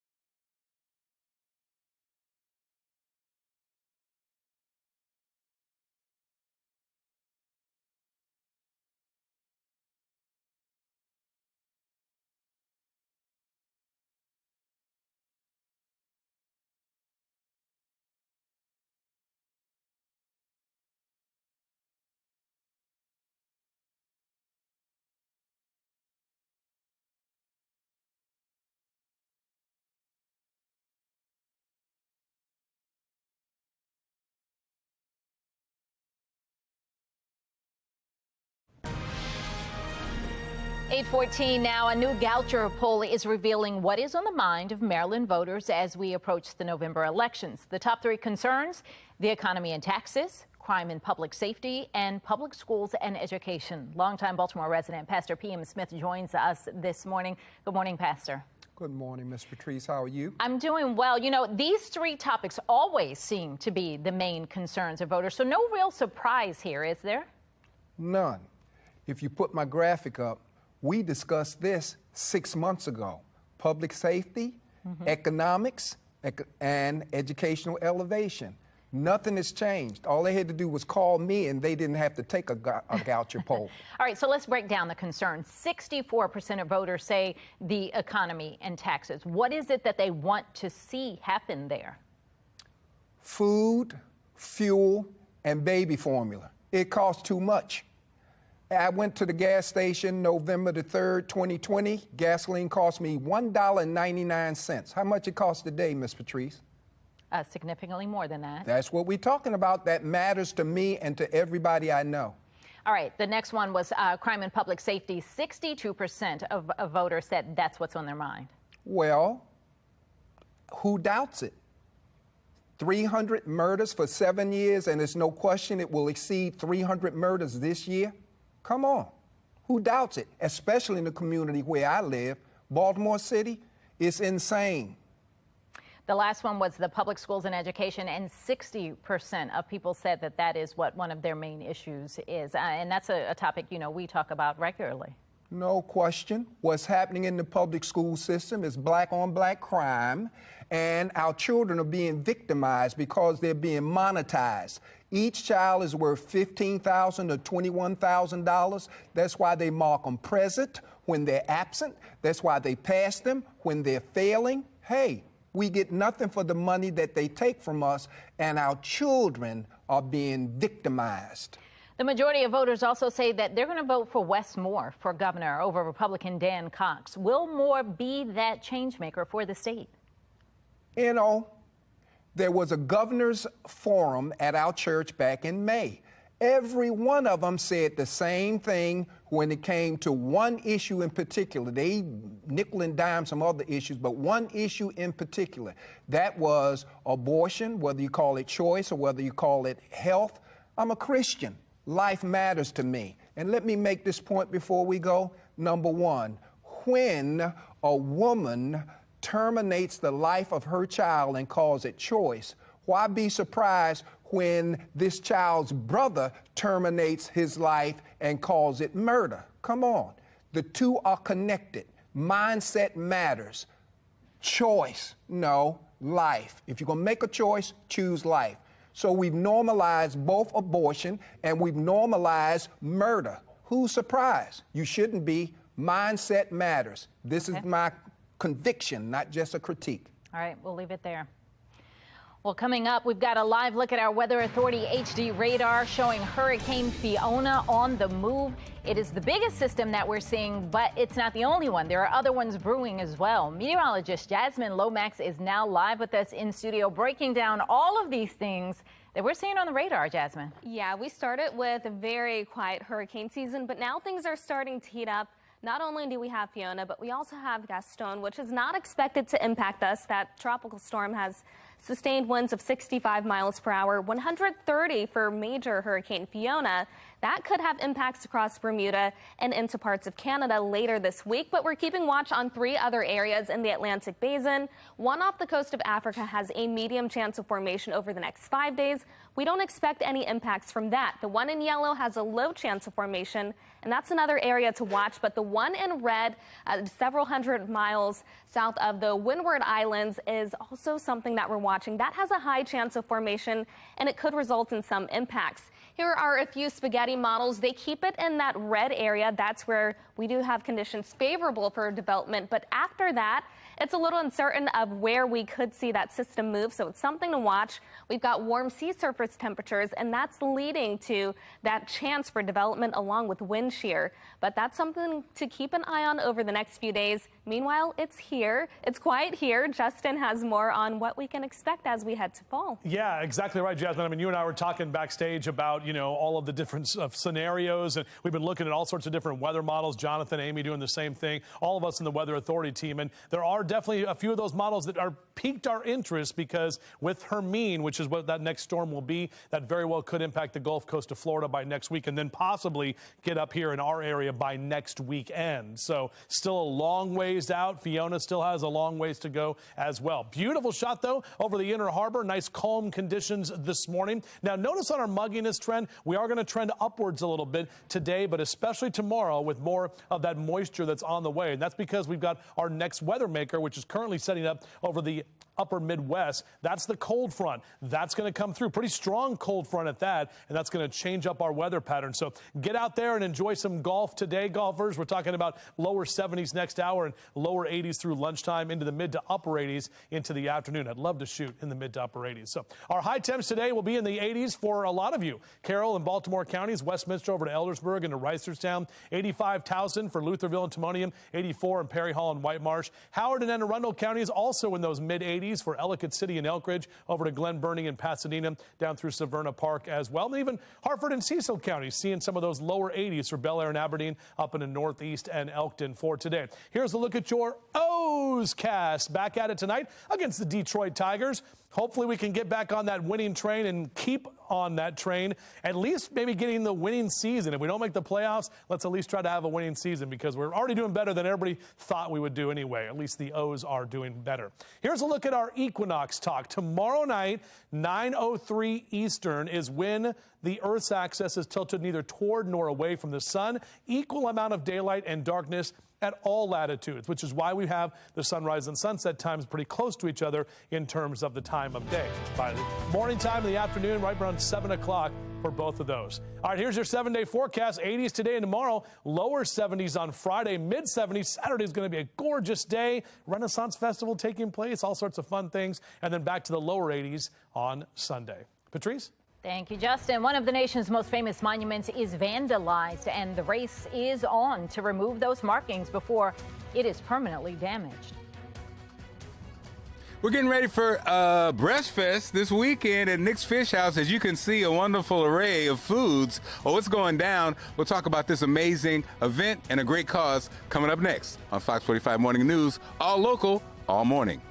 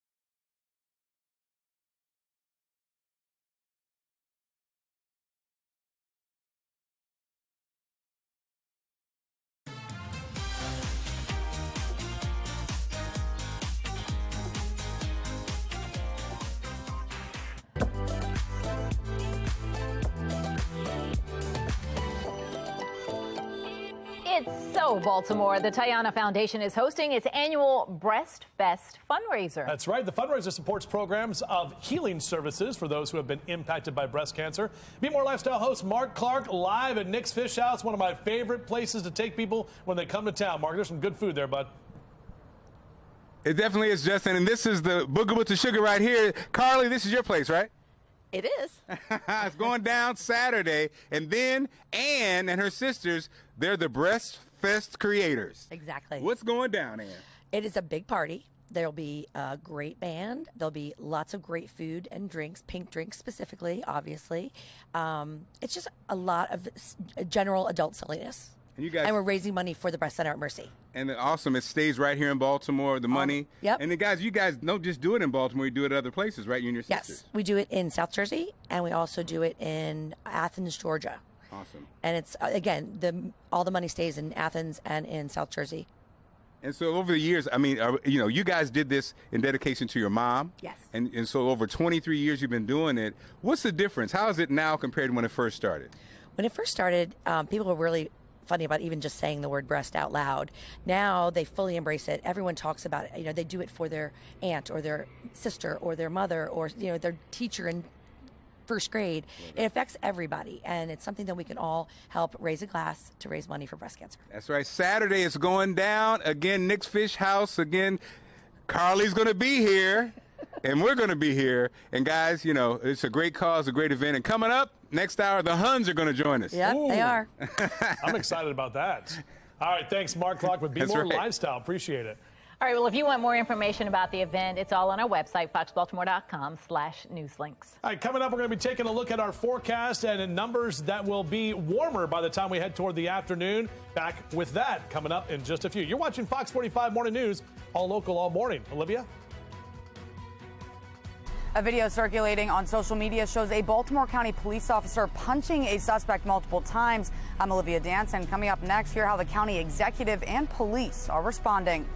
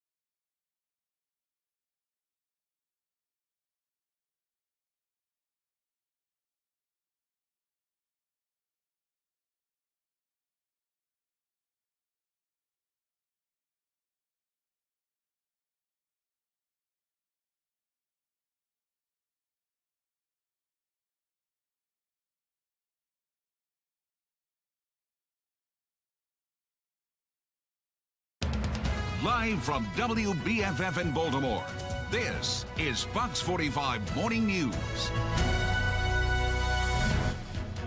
Well, good morning on this Wednesday, September 21st. I'm Tom Rogers. Megan Gillen is off this morning, and we want to get right over to meteorologist Justin Chambers. He's got a look at the forecast for us. Yeah, Tom, it's been pretty nice so far this morning with our temperatures that have been hanging out in the 50s and 60s, but we're going to warm up today. Today, the final full day of summer, and it will feel like that once we get to the afternoon. We'll take you outside here to our Towson camera, and actually a really pretty shot there with plenty of sunshine and looking good as we get you going here this morning. The summer warmth hanging on. The rain is moving in, however, as we get into tomorrow morning, and then we'll be much cooler by the time we head toward Friday. So if you want to get your yard work done, maybe get the grass cut before the rain rolls in, you can see your yard and gardening cast looking good. 85 by 1 p.m., upper 80s into that 2 and 3 o'clock hour. Top it out at 87 today. We're still in the 80s tomorrow, even with that rain that's going to be around. Temperatures stay near or above average, but we drop considerably on Friday with a high only of 71. You'll feel that fall in the air for sure. We'll back with another look at the weekend ahead, the final weekend in September too, Tom. We'll talk about that coming up.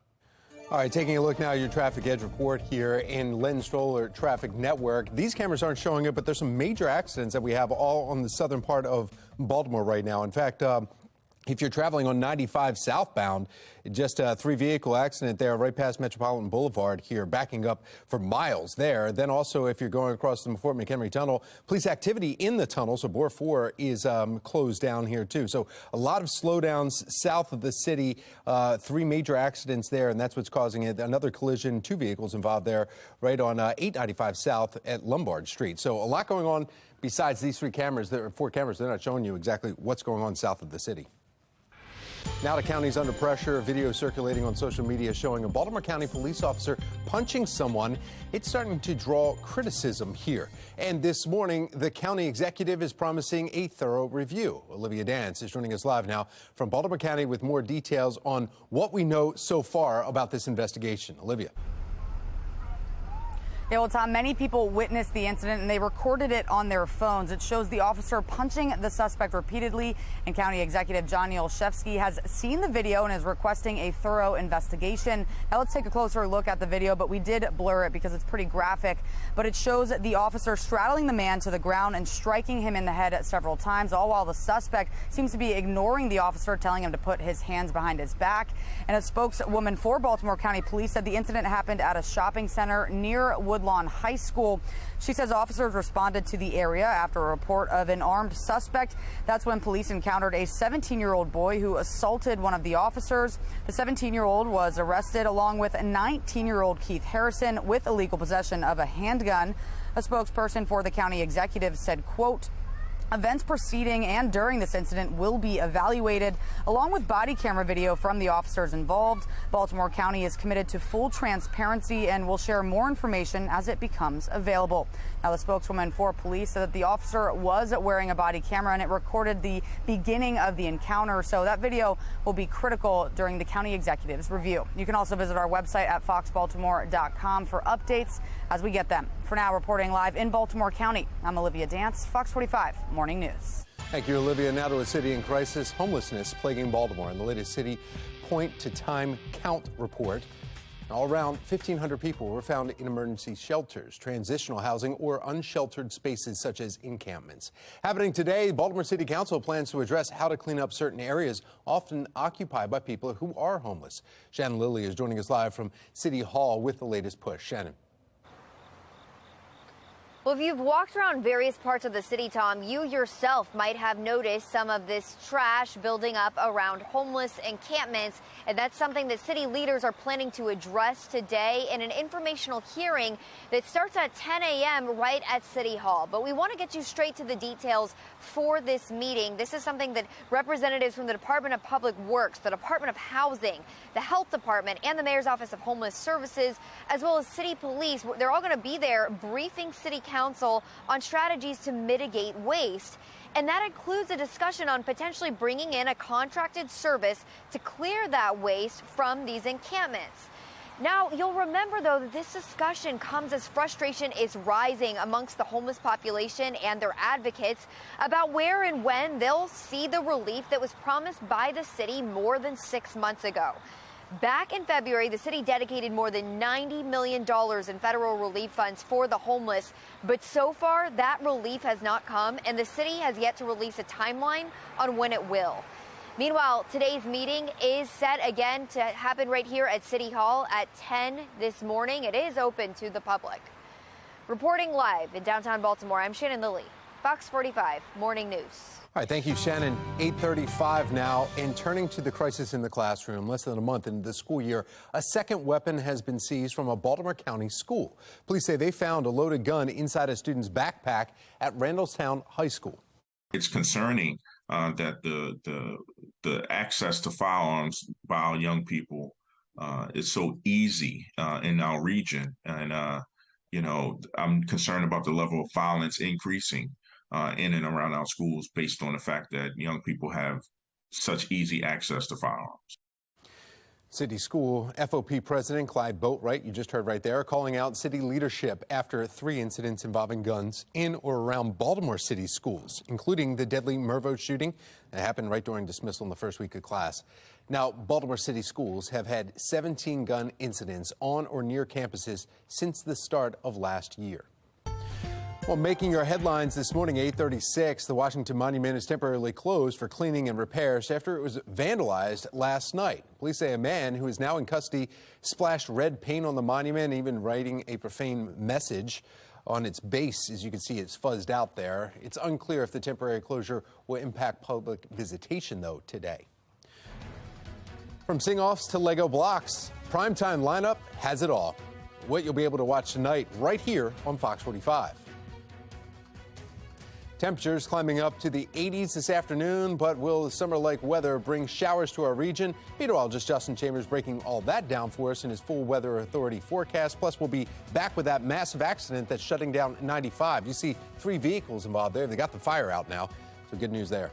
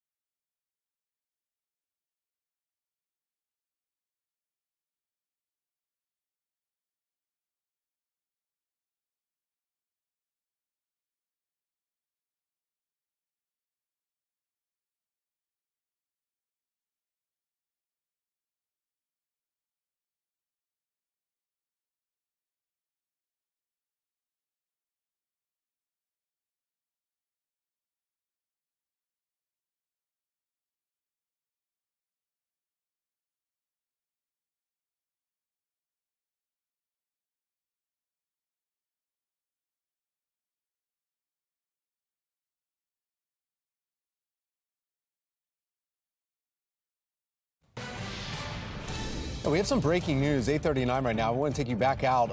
If you can see the left side right there, the camera, there's another fire truck pulling up to the scene here. We'll see you with the flashing lights there. I haven't seen any ambulance, but 3 vehicles involved right there on the bridge.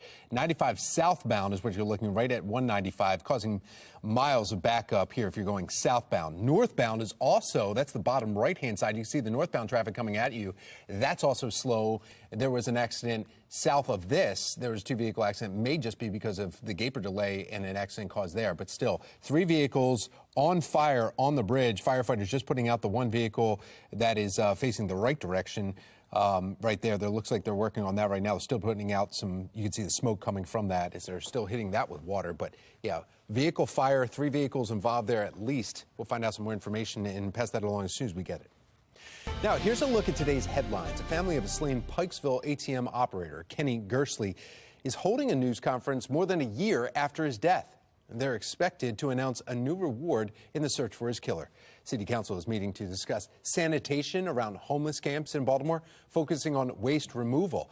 Shan Lilly will continue to cover this story throughout the morning for us. Baltimore County leaders breaking ground on a replacement for Bedford Elementary School. $53 million project would more than double the size of the current school. Also happening today, it's time to guess who's behind the mask. That's right, The Masked Singer is back on Fox tonight starting at 8.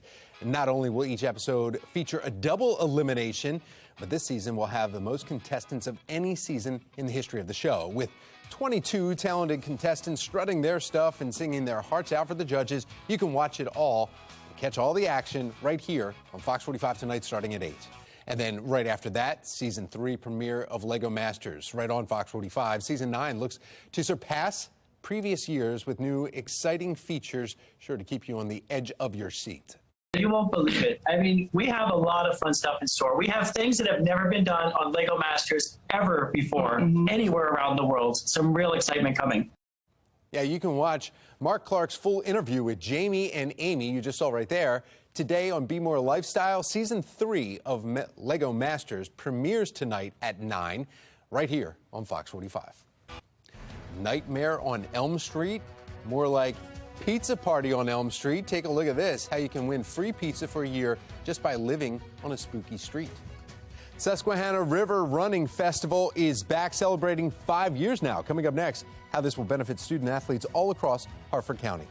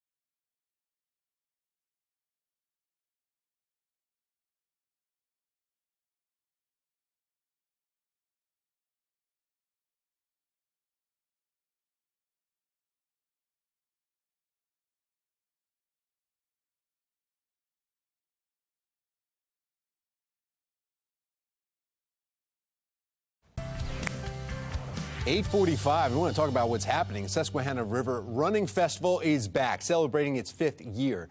5K, 10K race will benefit the Alseski Scholarship Fund, awarding student athletes around Harford County. Plus, there's a half marathon. Joining us this morning to share more about all the different races in this event, organizer Dominic Corson. Dominic, thank you so much for joining us. Oh, it's great to be here. Thanks for having me. Yeah, so you've got everything for, the entire family, whether you're a 10-year-old wanting to cross the bridge for the first time here, or a 12-year-old running in that half marathon. You can do it with the family, or you can do it individually here, but you're crossing a bridge. Tell us about that. Well, that's the big feature, and it's something that's brought runners from all over the country to this event. I think it's an underknown race within Baltimore area, but we have hundreds of people from out of state coming to our event. And so this thing is an amazing course. The bridge is the main feature, but you get to run along the water. You get to run through historic towns like Perryville and Havre de Grace. And so it just has something for everyone. Tell us about the Alseski Scholarship Fund, though. All right, so we've been in Harford County for, I think it's our 37th year now. We award scholarships to high school scholar athletes in Harford County, representatives from each school. We award $54,000 a year, and over the years we've awarded over $1.5 million. So we have to keep this thing going, and this is our big fundraiser. So people are running not only for their own personal well-being and their health, but also to help others, too. A great event right there. Absolutely. There's also something at the end of it. I know that you're coming in right into Havre de Grace right there. It's a great venue right here to end a race here, park a couple beer trucks or maybe some seafood. Tell us about the festival. All right. Well, the after party that we're going to have, we're going to have live entertainment. So Baltimore music legend Rob Fahey will be our entertainment. We're going to have our beer sponsor is Fifth Company Brewing from Perryville to provide craft beers. We're going to have Chick-fil-A sandwiches for everybody who runs, or we have veggie wrap for also people who don't eat meat. So you've got to cover that base. But so we'll have that event, and then once that's done, there is a simultaneous festival going on around the corner at the Lighthouse, a seafood wine festival too. So you can spend the whole day in Havre de Grace. Plus, there's great restaurants and shops in town. So you just make a whole day of it. Okay, and then Dominic, one last thing for you, though. I know it's coming up this weekend. There's still openings, though, to get into those runs. Where can we go to find out more information about it? Well, you want to go to www.srrf.org or just go to our Facebook page at Susquehanna River Running Festival. But before I go, I just have to thank our sponsor, University of Maryland, Upper Chesapeake Health, because really without them, we couldn't do it. It's not just the financial resources that they give us, that the medical support that they have around the course, medical support on both sides of the bridge. So we're covered if we have any kind of an emergency. The runners are going to be safe. All right, Dominic Corson, running across the Hayden Bridge. We really look forward to seeing some of the pictures, and I'm sure it's going to be a great time out there. Thank you so much. My pleasure. Thank you. Well, let's find out exactly what the weather's going to be like this weekend. Meteorologist Justin Chambers looking at the forecast, and great running weather. 100%, Tom. It's going to be great on Saturday, too. I'm pretty sure the Havre de Grace Wine Festival is also taking place up there this weekend. So what? Harford County. And Harford County, too? Yeah, well, there's that one as well, but there's also there's a whole lot of drinking, running, going on. And having fun in Harford County this weekend. That's the whole thing. It's going to be a lot of fun. Yeah, and you're right, Tom. The weather looking great for this upcoming weekend. The Renaissance Fair still going on. We haven't made our way down there yet. I think we're going to go in one of the October weekends. We've got Fells Fest next weekend. My gosh, here we go. This is it. It's fall. So here's a look at our downtown Baltimore camera. We still got summer. Hold the brakes right there because temperatures are going to be heating up as we head into the afternoon today. 65 your temp right now at BWI. No wind to speak of at this time, and our dew point there at 59 degrees. So our dew points are going to increase because this cold front already starting to fire some storms from Chicago, northern Indiana over to Ohio. This is the storm system that's going to be moving in our direction and bringing us the rain by the time we head into tomorrow morning. But overall, Carlos the Crab on your Crabcast, about a 4 today. We'll go for a good day today with temperatures in those mid to upper 80s, but just a little bit stickier out there. Hanging out the Towson Town Center there in the 10 o'clock hour will be in the mid 70s, getting some shopping done today. How about 87 by about 2 o'clock this afternoon. Overall, if you want to do happy hour outside today, no issues with temperatures in the mid-80s. But you'll see a little bit more of that cloud cover build in later today ahead of that next system rolling in. Low to mid and upper 80s here across the board for our highs. 78 is typically where we are this time of year, but most of us in central Maryland will be above average. You can really see the heat that is on across the country. Look at that, 102 in Memphis today, 99 in Nashville, 94 in St. Louis. And then there's the cold front that I just mentioned. You can see how much colder it is back behind that. All of that is going to be moving into our area, that colder air, by the time we get into this upcoming weekend. Here it comes. You can see our future scan right there. So later tonight into tomorrow morning, some showers associated with that front for the morning commute tomorrow, and off and on showers through tomorrow afternoon, and then breezy and cooler by the time we get into Friday. Got a lot of activity out there in the Atlantic right now. Gaston is a tropical storm. 3 separate systems we're tracking, including Hermine, or what will be Hermine. That one could impact the Gulf Coast of Florida next week, and even us here by next weekend as well. This is Fiona, however, a very strong, powerful storm. 130-mile-an-hour sustained winds, some higher gusts as well, puts it at a Category 4. This is going to track up toward Bermuda by the time we get into the next couple of days. Should stay west of the island there, but they already have tropical storm warnings and hurricane watches posted as well. And then that storm could still hold on to major hurricane status by the time it gets to Canada this weekend. I've already let the ants who live up there in Halifax, Nova Scotia know about that. All right, so 70s by Friday and Saturday, 82 on Sunday, another round of rain into early next week. Let's take a look at a view through your window. Well, it's coming. I'll put it back up there. Dun, dun, dun, dun, dun, dun, dun. The remix. This is Billy who sent this picture in, and the cousins are just chilling. That is a look through Billy's window right there. Great picture of the doggies. I love that. We would love to see the view through your window. Go to our website, foxbaltimore.com/chime in, or take a picture of that squiggly thing right there on your screen. Jasmine in the next hour. She'll track more of the hurricanes as well as what's going on here locally. Tom, something on the roads. What's going on out there? Yeah, this is still going back to that incident happening on 95 southbound right across 195. That's the overpass that you're looking at right there. 195's right below this. There are 3 vehicles. It looked like all 3 at one point were involved with a car fire. They were all kind of gathered together there. You can see the fire crew still spraying down the streets and everything from all the fluids that may be coming out of those vehicles. They pulled 2 of them away. The one's over to your right, and then they still that one that was on fire when we first pulled this up. That one is now still sitting there on the overpass here, causing delays all the way back to Caton Avenue here. 95 southbound is your issue. Now, for the right price, fans of the beloved television star Betty White will get a chance to own a little bit of entertainment history. Jillian's Auctions in Beverly Hills is auctioning off more than 1,500 personal items from the late Golden Girl, including some scripts, awards, jewelry. All be going up for auction this Friday in Los Angeles, and they say all of Betty's fans can participate.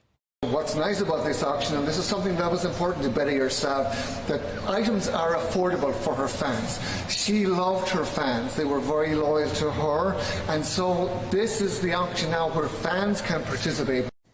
Well, White's career spanning 8 decades, she died last year in 2021, just shy of her 100th birthday. Spooky season, it's here. Tombstone, the official pizza of Halloween, if you want to call it that, sure, why not? It's giving people all over the country a chance to win free pizza. All you have to do is live on Elm Street. People interested have from October 3rd through the 31st to apply. Just go to play.keeplifedelicious.com to enter. One lucky winner will receive free Tombstone pizzas for an entire year. Get your athleisure wear ready because Peloton is coming out with a new fitness machine. Looks awfully like a row machine to me, right? When you'll be able to purchase it. And the big one, how much is this baby going to cost you? Ba-da-ba-ba-ba. Ukraine's loving it. Fast food favorite set to reopen in Kyiv. And something that's always loving around here, that's right, it's coffee. It's time for a coffee break. Get your sip on.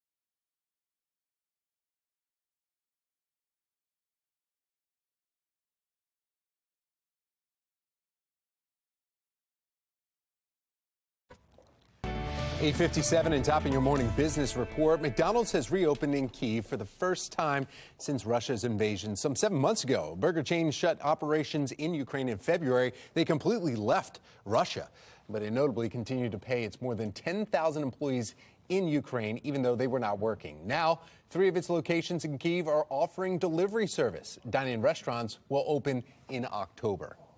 Peloton is rolling out a new rowing machine. Pre-orders in the U.S. start immediately, with deliveries anticipated to begin in December. Prices begin at $3,000 and up. And I thought it was all about the bike, but I guess you need to row too. As we are all watching our budgets now, it's even more important to find ways to save, especially on things that make you feel and look good. Genevieve Gorder brings back one of her favorite products and another way to save on America's Steals and Deals. The following segment is sponsored by Knocking. Pet owners, listen up. We all love our pets. They're our family members, but there's one thing you and your guests don't love: pet hair everywhere. And I've got the solution. It's called the Uproot Cleaner. Now, we've been there. Your guests are coming. You try and vacuum up all the pet hair, roll some tape on the sofa, but inevitably they leave with a bit of your pet on the back of their pants. It's embarrassing. It never feels clean, and it can make your furniture and carpets feel not so great. So, you know that dreaded shedding from your rugs and carpets, pilling on your clothes and furniture, and of course, the ultimate pet hair solution. With the Uproot Cleaner bundle, you get 3 sizes, which cover every inch of your life. The Max, perfect for carpets, stairs, and large rugs. The Pro, perfect for furniture, bedding, and cars. The Mini, all those hard to reach areas, or throw it in your bag for on the go. It's super easy to use. You just take it and you drag it across the surface with a little pressure, and done. Now let's talk about sustainability, because this is really interesting. 75% of our clothing is thrown out just due to pilling or lint. So wasteful. This bundle of 3 is 33% off. It's reusable, eco-friendly. Take advantage of this deal at asadeals.com.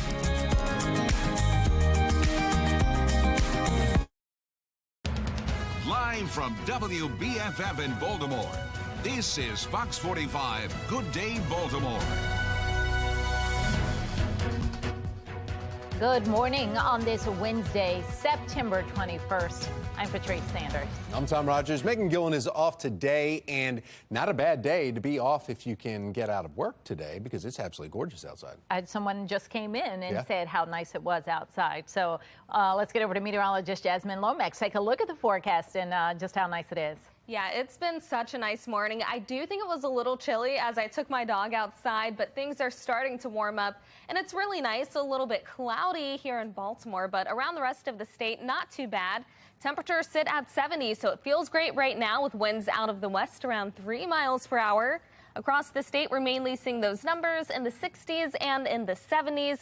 We're looking at another day with temperatures in the 80s. We still have that summer-like heat, but notice on the national map, we've got a clear definition between the warm temperatures and the cooler numbers as we look toward the northwest. That is all because of our next cold front. That will be the weather maker, bringing fall weather just in time for fall. I'll let you know how lower temperatures get coming up in my Weather Authority forecast. Thank you, Jasmine. Taking a look at your Lens Solar Traffic Network, in 95 southbound, right at 195 overpass, you see the 2 different angles of that same scene. Good news, 2 lanes are open now, so that's some great news here, because you were backed all the way up past Canton Avenue, and you can see that in the red there on your map to the top right. 3 vehicles were involved with this. One was on fire when we took it to you about a half hour ago, so good news, they're moving along, but there are a couple of ambulances there. We'll continue to check, make sure nobody was hurt in this as they continue to clean this up. 9:01 today, President Biden will address the United Nations General Assembly in New York City. Now, the speech comes as Russian President Vladimir Putin is taking aggressive steps in his invasion of Ukraine. National correspondent Atra Al-Nashar is joining us live from Capitol Hill this morning with why today is so critical for the U.S. response to this war. Atra. Hey, good morning, Tom and Patrice. So the White House says the president's speech at the UN today will include a firm rebuke of Russia's war and call on the world to stand against its aggression. Now, overnight, that aggression got much worse. Putin saying in his speech that he's not bluffing when he says he'll use all means at his disposal to protect Russian territory. That's widely being interpreted as a threat to use nuclear weapons. Now, he's also announcing the first mobilization of military reservists since World War II in his country, as many as 300,000 troops. Now, Putin's been reluctant to call up conscripts like this in the past. It's a move that could cost him popularity among Russians. And Russia is trying to justify this by pointing to NATO's supply of weapons to Ukraine. Now, the White House is also responding to reports that Russia plans to hold sham referenda in an attempt to annex parts of Ukraine. National Security Advisor Jake Sullivan telling reporters that if Russia tries to claim this territory, similar that they did to Crimea a few years ago, that the U.S. will never recognize it as anything other than part of Ukraine, despite anything Russia may claim. Now, we're already hearing stern condemnation of Russia's actions in other speeches from world leaders like the French president and the Japanese PM. And later today, also, Ukrainian President Volodymyr Zelensky will deliver a speech virtually to the assembly. Atra, here at home, we are getting a new internal review by the FDA about what went wrong in their response to the baby formula shortage. What's coming out of that? Yeah, so I went through this report, and really a common theme throughout it is delays, and more delays. What caused the shortage to get so out of hand is mainly it wasn't addressed in a timely manner. The FDA is now pointing to outdated technology and systems for reporting product safety complaints, a lack of clear procedure for addressing them, or any complaint that is anything other than a foodborne outbreak, and also the need for tighter regulations and oversight for the type of bacteria called Chronobacter that is believed to have caused infections in babies exposed to this tainted formula. And the review also says the FDA just had a lack of understanding about this specific bacteria, and that lack of understanding hindered their response throughout the incident. Now, another glaring hole in this, detailed in this review, is that the FDA does not have the authority to require manufacturers of certain medical food products like formula to notify the FDA if there's a circumstance that could lead to a shortage, or even to have to require them to have a risk management plan in place in the first place. So the FDA is going to continue to work with Congress, they say, the Office of the Inspector General, and other stakeholders to address these shortcomings in the hopes it doesn't ever happen again. Back to you. All right. Atra Al-Nashar, live in Washington. Thank you. Well, would you travel to the moon? Today's number of the day polls Americans. If given the opportunity, 46% of voters say they would take a trip to the moon and back. A similar percentage says they would take a trip into space and orbit the Earth if they could do so at no cost to themselves. A Scott Rasmussen National Survey finds that 42% would not. Well, developing now, an investigation looking into two possible explosive devices in Baltimore County. Police discovering a suspicious device right near Pine Grove Middle Elementary School. Police then say they found another device at a motel on Whitehead Court in Woodlawn, and they say both are connected. Police have arrested two people in connection with this investigation. Now, due to the discovery of those possible explosive devices, all Baltimore County schools will have increased security today. Olivia Dance is joining us live now with what students can expect today. Also, more details on what happened. Olivia. Tom and Patrice, Baltimore County students are already back in school right now with increased security, and we've seen some police out here so far this morning, but yesterday certainly was scary for Pine Grove Elementary and Middle School families. Police say that two suspects are in custody after a suspicious device was found near the elementary and middle schools. Baltimore County Police detonated the device yesterday afternoon, saying in a tweet, quote, "You may have heard a loud noise in the area of Pine Grove Middle School. This was a proactive and controlled measure taken by police to address the suspicious package." So what we always do is we deem everything a threat until we are able to deem it not a threat. So that's why I use that terminology. The investigation started in Mount Airy after a theft victim claimed the suspects wanted to make explosives. Police then tracked the suspects to the Pine Grove Schools area, as well as an address corresponding with a motel in Woodlawn. Detectives say the package was found inside a car near the school's campus. And Baltimore County Police tell us at this point they aren't looking for any more suspects, but you can visit our website at foxbaltimore.com for updates as we learn more about the suspects and the timeline. For now, reporting live in Parkville, I'm Olivia Dance, Fox 45. Good day, Baltimore. Happening now in a city in crisis, a live look from the Baltimore City Board of Estimates meeting where they plan to vote on retroactively paying for an overseas conference foreign aid in Nick Mosby's office. Well, Shannon Lindley is joining us live from right outside City Hall where that meeting just got underway. Shannon, what can you tell us, though, about this request?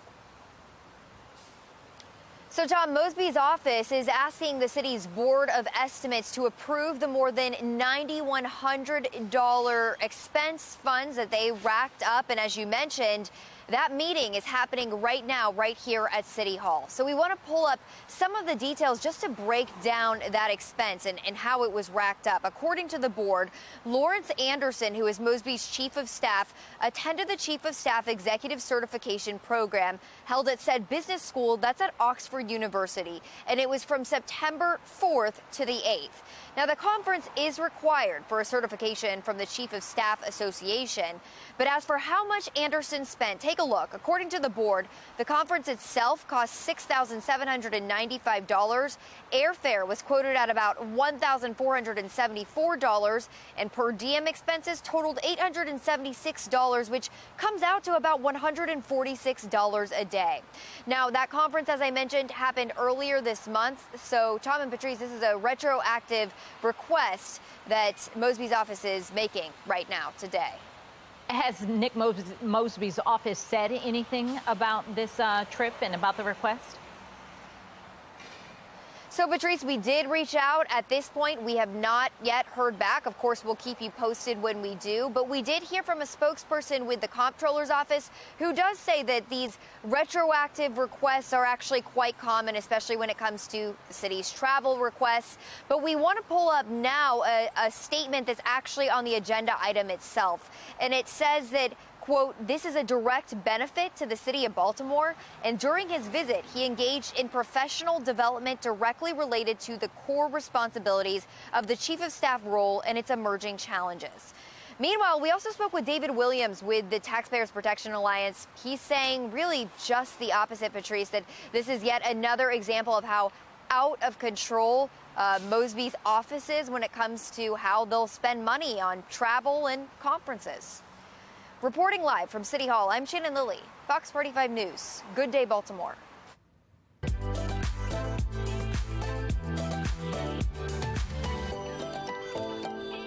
9:09, and it is so Baltimore. Get out this weekend and have all the fun while giving back. The Tayana Foundation is hosting its annual Breast Fest, supporting the girls and healing services for those in need. Be More Lifestyle host Mark Clark live at Nick's Fish House. He's got a lot going on there. Hey, Mark. I got a lot going on. So we got food, we got fun and entertainment. We got the handsome Scottie Pipp in charge of our band. How you doing, Mark? We're excited about the band, man. You're always here, right? Oh, that's true. Yeah, we're always here. Always supporting Breast Fest. Always having a good time at Nick's Fish House. So come see him. And then the Huns, ladies and gentlemen. The Huns are with us. Just two. How many Huns we're going to see this weekend? Oh, maybe 5 or 6 Huns. Okay, now what's your name? My name is Bonnie Marie Schicksikowski. And what's your name? Diane Mary Brady. Okay, the Huns have been a part of this celebration. And again, food, fun, a great time, the entertainment. And again, it's all for a great cause. Again, Breast Fest, this is the 23rd year. And you guys, I mean, you've been a part of this. You know, you're a fixture. You rolled up there like, here he is. Here's Scottie Pipp. So, Scottie Pipp, what kind of music are we going to be dancing to right here in this beautiful space? We do a little bit of everything.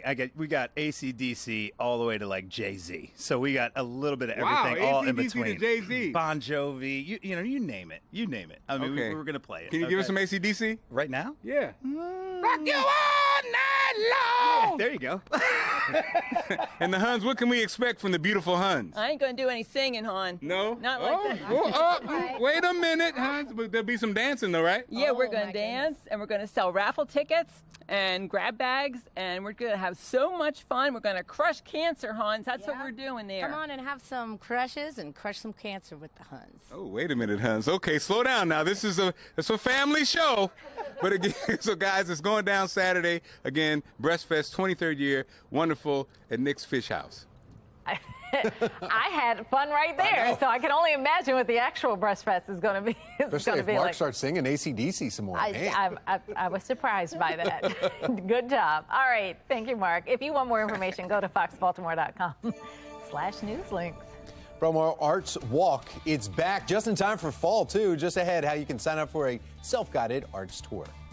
And we're tracking rain in our future as we head closer to fall. Meteorologist Justin Chambers gives us a timeline of when to expect those changes. 9:12, you're watching Fox 45. Good day, Baltimore.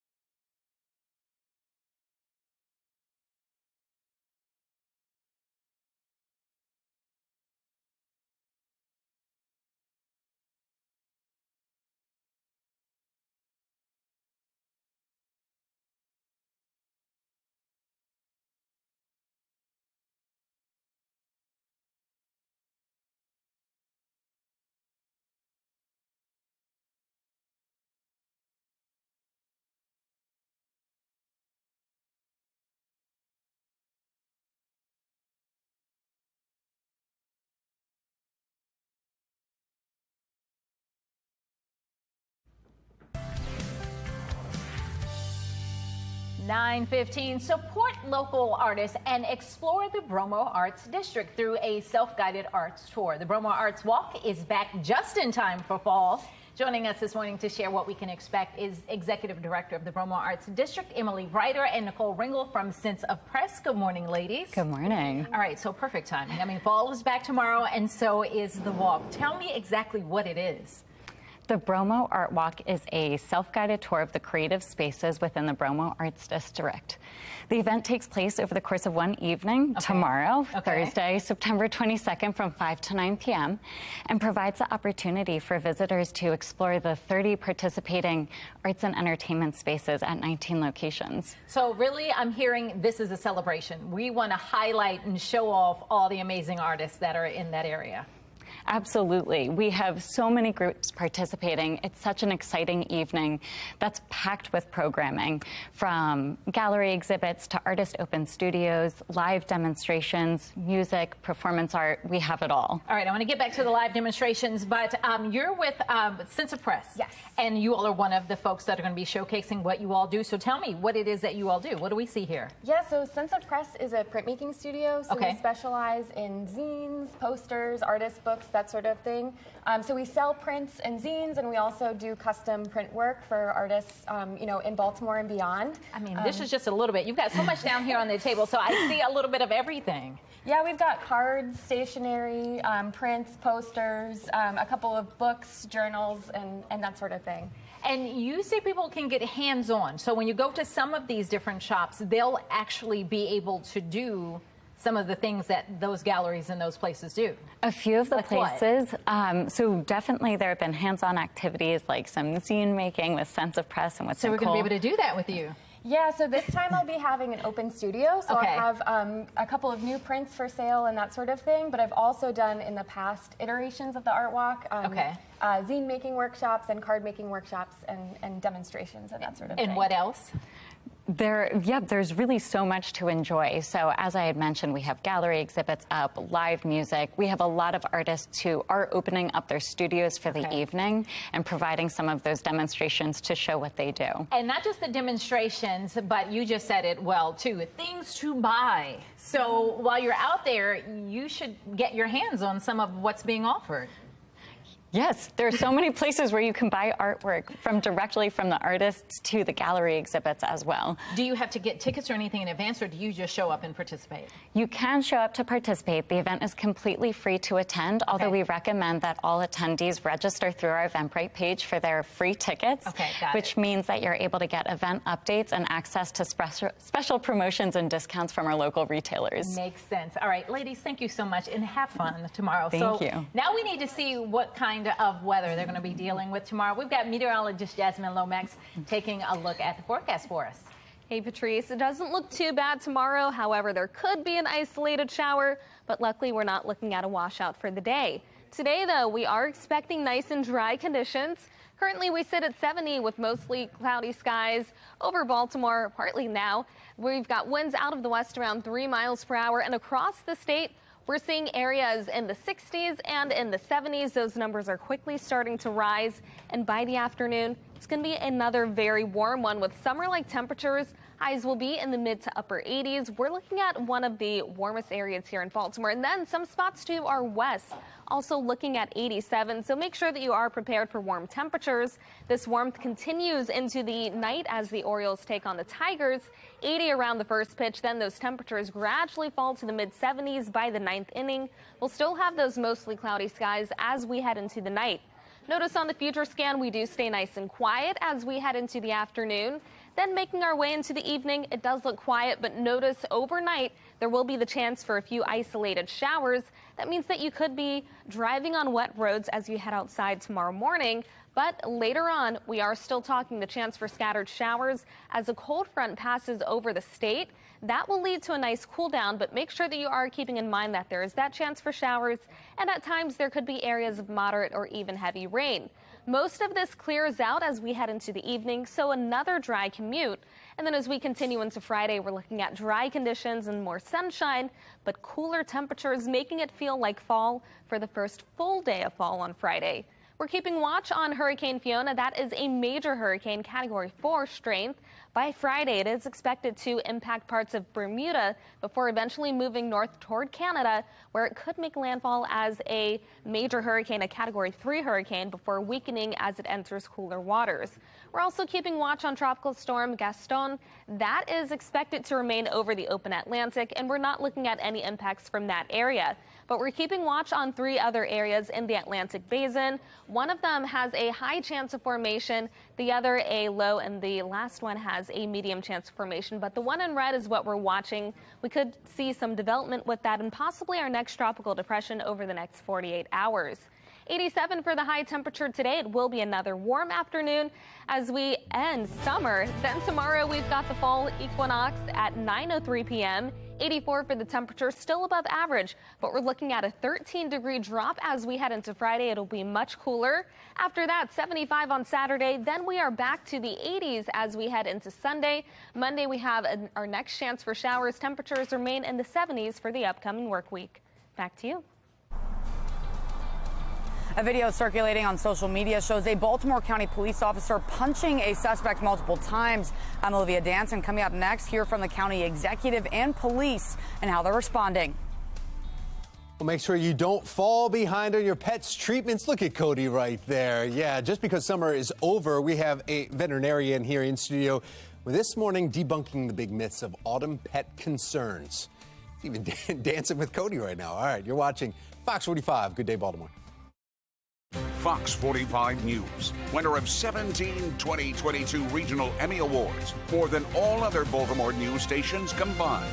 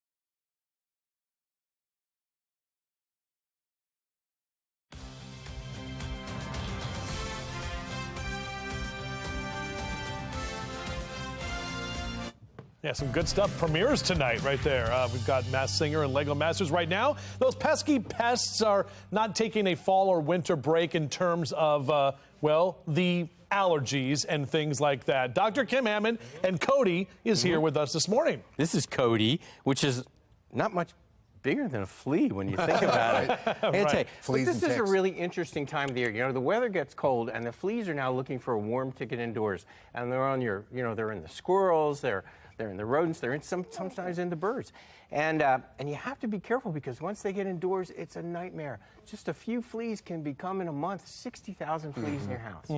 And so there are devices to use, and I am using something called Simparica Trio, which is really good. You give it once a month, and it controls heartworms, fleas, and ticks. And this is really great. Takes care of everything. Yeah. Because lots of times you'll see you have to get multiple ones. You're like, did I write down what day I gave? Did I remember that? How many days? 90 days? 30 days? Yeah. And that's why it's called Simparica, simple parasite control, Simparica. Yeah. And, you know, for me, because it's the same way, if I have to do 3 things, then I'm going to fail. It's just going to happen. But it's important. And the other thing is cats. Cats, a lot of times, will bring fleas into your house, and then they get into crawl spaces. They get under your bed or your couch. Oh, my God. It's brutal. Well, what about allergies, too? We know we have allergies. Some people have seasonal allergies in the fall, but animals can have allergies, too, right? That's right. And a lot of times you'll see your pet, you know, biting its paw, going, rung, rung, rung, rung, rung, rung. And if you see it biting its paw and biting its butt and scratching its ears, it's something called atopy, A-T-O-P-Y, atopy. And the way to treat that in the past was use steroids, and we would suppress the itch. But now there's much more safer ways to do it. One way is an injection with a drug called Cytopoint. You give it once a month. Very safe to use. Your veterinarian has it, and it works. The other is Apoquel. Apoquel is a pill that you give them. And it's, again, very simple. It's not a steroid, very helpful. There's no reason that your dogs need to itch. Yeah, but never to give them the human doses of allergy medicine. Is that right? Well, you're right. You know, listen, trust your vet. I mean, obviously, you know, I guess at the end of the day, this is the season. There are 2 big seasons of allergies, spring and fall. This is it. And we have ways to treat it now, simple ways, easy ways. All right, Dr. Hammond and Cody. Cody, and I want to tell you something. We're going to do a DNA test on this dog. So if anybody has ideas what Cody is, maybe, you know, maybe send it in. And if you're right, I'll send you a year's worth of heartworm medicine for free. Wow. Because we're going to do a DNA test. We think there's some Shih Tzu in here and some Poodle, but we don't know. Like it's kind of like right straight from The Grinch That Stole Christmas. Were you pulling a sled at one point? He's a baby Grinch. Right? Yeah, Max the dog. Baby Grinch. All right, thanks, Doc, for being here. My Appreciate pleasure. it. Okay. All right, well, Tom, do you want to have a pizza party with ghosts? Yeah, why not? Sure. Still to come, how you can celebrate this spooky season. City leaders addressing sanitation and trash problems around homeless encampments around the city. Coming up, one of the solutions they may be presenting and the frustration that just continues to grow.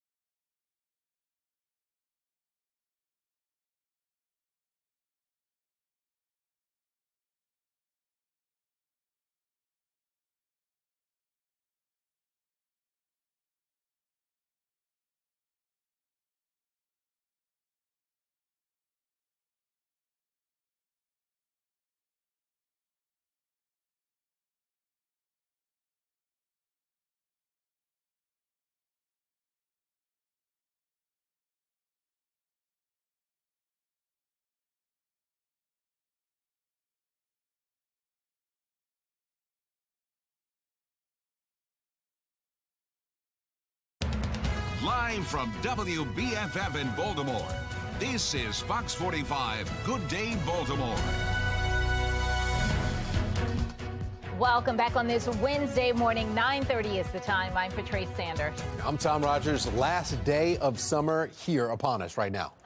My heart is breaking just a little. Meteorologist Jasmine Lomax is here with the forecast. I like fall, so I'm not, completely devastated, but I feel it's a little some kind of way there. I'm so excited for it. I mean, goodbye to the hot temperatures. Listen, you want to skip all the way to winter. I know you like the winter too. I love winter too. Summer's just too hot for me. Today's temperature is also a little bit too warm for my liking, but it's a great way to say goodbye to summer. Right now, you're taking a look at the HD radar on the national scale, and notice that cold front sweeping across the middle of the country. That's our next weather maker, and for everyone who's waiting on that nice fall weather, that's what's going to bring it to our area. But again, we've got another warm one on the way today. We're starting with temperatures in the 60s and 70s across the state. Not too bad, pretty nice as you head outside. We're seeing mostly cloudy skies over Baltimore. But as we head into the afternoon, those numbers gradually rise into the upper 80s. It will be warmer than average for this time of year. The warmth continues tomorrow, but as we head into the weekend, that cold front will make it feel a little more like fall. I'll let you know how low our temperatures get coming up in my Weather Authority forecast. Back to you. Thank you. Jasmine County's under pressure. A video circulating on social media appears to show a Baltimore County police officer punching someone repeatedly. This morning, the county executive is promising a thorough review. Olivia Dance is joining us now from Baltimore County with more details on what we know about this video so far. Olivia? Yeah, Tom and Patrice, many people witnessed the incident and they recorded it on their phones, and the video shows the officer repeatedly punching the suspect. County Executive Johnny Olszewski has seen the video and is requesting a thorough review. But let's take a closer look at the video. We did blur it, though, because it is pretty graphic, but it shows the officer straddling the man to the ground and striking him in the head several times, all while the suspect seems to be ignoring the officer, telling him to put his hands behind his back. And a spokeswoman for Baltimore County Police said the incident happened at a shopping center near Woodlawn High School. She says officers responded to the area after a report of an armed suspect. That's when police encountered a 17-year-old boy who assaulted one of the officers. The 17-year-old was arrested along with 19-year-old Keith Harrison with illegal possession of a handgun. But a spokesperson for the county executive said, quote, events preceding and during this incident will be evaluated along with body camera video from the officers involved. Baltimore County is committed to full transparency and will share more information as it becomes available. But the spokeswoman for police says that the officer was wearing a body camera and it recorded the beginning of the encounter. So that video will likely be critical to the county executive's review. You can also visit our website at foxbaltimore.com for updates as we get them. For now, reporting live in Baltimore County, I'm Olivia Dance, Fox 45. Good day, Baltimore. Now turning to the crisis in the classroom. Less than a month into the school year, and a second weapon has been seized from a Baltimore County school. Police say they found a loaded gun inside a student's backpack at Rendlesham High School. It's concerning that the access to firearms by our young people is so easy in our region. And, I'm concerned about the level of violence increasing in and around our schools based on the fact that young people have such easy access to firearms. City School FOP President Clyde Boatwright called out city leadership after 3 incidents involving guns in or around Baltimore City schools, including the deadly Mervo shooting during dismissal the very first week of classes. Baltimore City schools have had 17 gun incidents on or near campuses since the start of last year.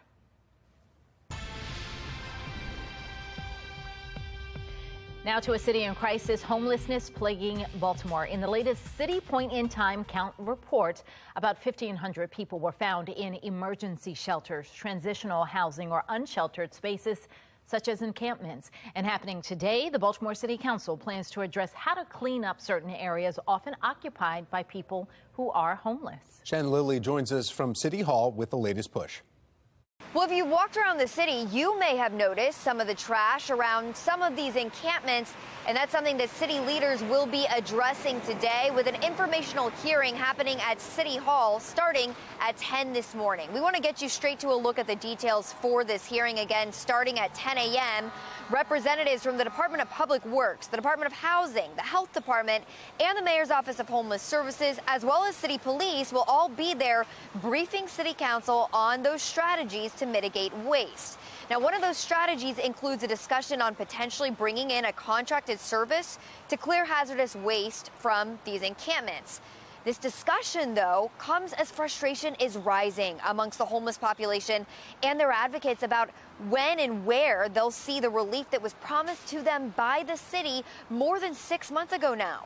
You'll remember back in February, the city dedicated more than $90 million in federal relief funds for the homeless.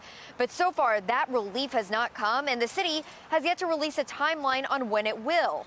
Meanwhile, today's meeting happening right here at City Hall is open to the public. Reporting in downtown Baltimore, I'm Shannon Lilly, Fox 45 News. 9:36 from the Live Center this morning. A live look now at our Weather Authority HD radar.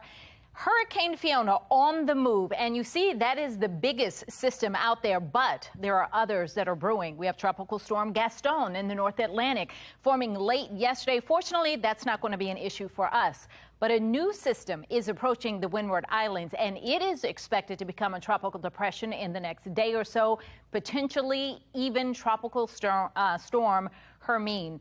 That is the next one that we will be watching closely.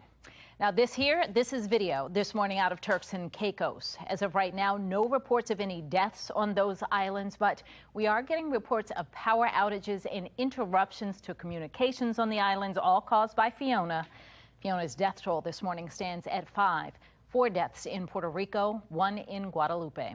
Now, Fiona is a Category 4 storm with 130-mile-an-hour winds. Tropical storm conditions are expected in Bermuda starting tomorrow afternoon. The latest forecast from the National Hurricane Center keeps that storm just west of the island. Fiona could then hit Canada this weekend. Meteorologist Jasmine Lomax will track all of the action in the tropics. That's coming up shortly. Well, coming up, the countdown to the new season premiere. It's almost here. What you can look forward to tonight on The Masked Singer. And temperatures remaining above average to wrap up summer. Meteorologist Jasmine Lomax lets us know how the first weekend of fall will look. 9:37 is the time.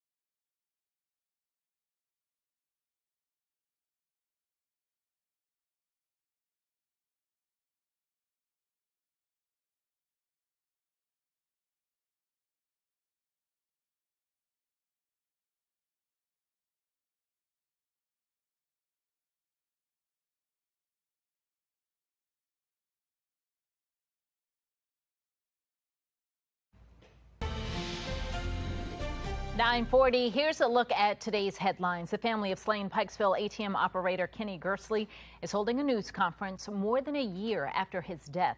They're expected to announce a new reward in the search for his killer. Baltimore County leaders are breaking ground on a replacement for Bedford Elementary School. The $53 million project would more than double the size of the current school. Also happening today, it's time to guess who's behind the mask. Yeah, that's right. The Masked Singer's back on Fox tonight, starting at 8. Not only will each new episode feature a double elimination, this season will have the most contestants of any season, with 22 talented contestants strutting their stuff and singing their hearts out for the judges. You can catch all the action right here on Fox 45 tonight, starting at 8. Plus, the season 3 premiere of Lego Masters right here on Fox 45. Season 3 looks to surpass previous years with new and exciting features that are sure to keep you on the edge of your seat. You won't believe it. I mean, we have a lot of fun stuff in store. We have things that have never been done on Lego Masters ever before, anywhere around the world. Some real excitement coming. You can watch Mark Clark's full interview with Jamie and Amy today on Be More Lifestyle. Season 3 of Lego Masters premieres tonight right here on Fox 45. NASA Mars lander captures what sounds like a meteorite hitting Mars. Just ahead, listen to the, I guess how we could describe this, more like a bloop noise, but whatever, it scared Justin. Yeah. The San Diego Zoo Safari Park's cutest edition finally has a name. What they decided on. 9:42 is the time.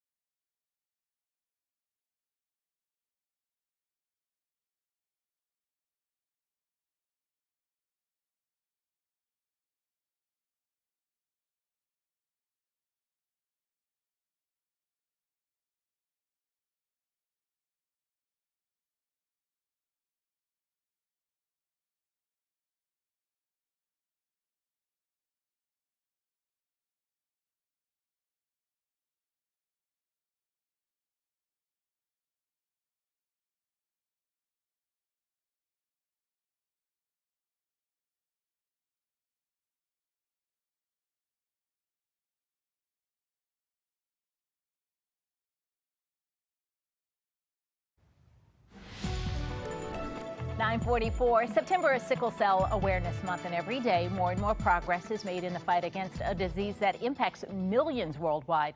Dr. Robert Brodsky is a professor of medicine at Johns Hopkins University School of Medicine and director of hematology. He's joining us this morning along with his patient, Marquise Moore. Good morning to the both of you. Good morning.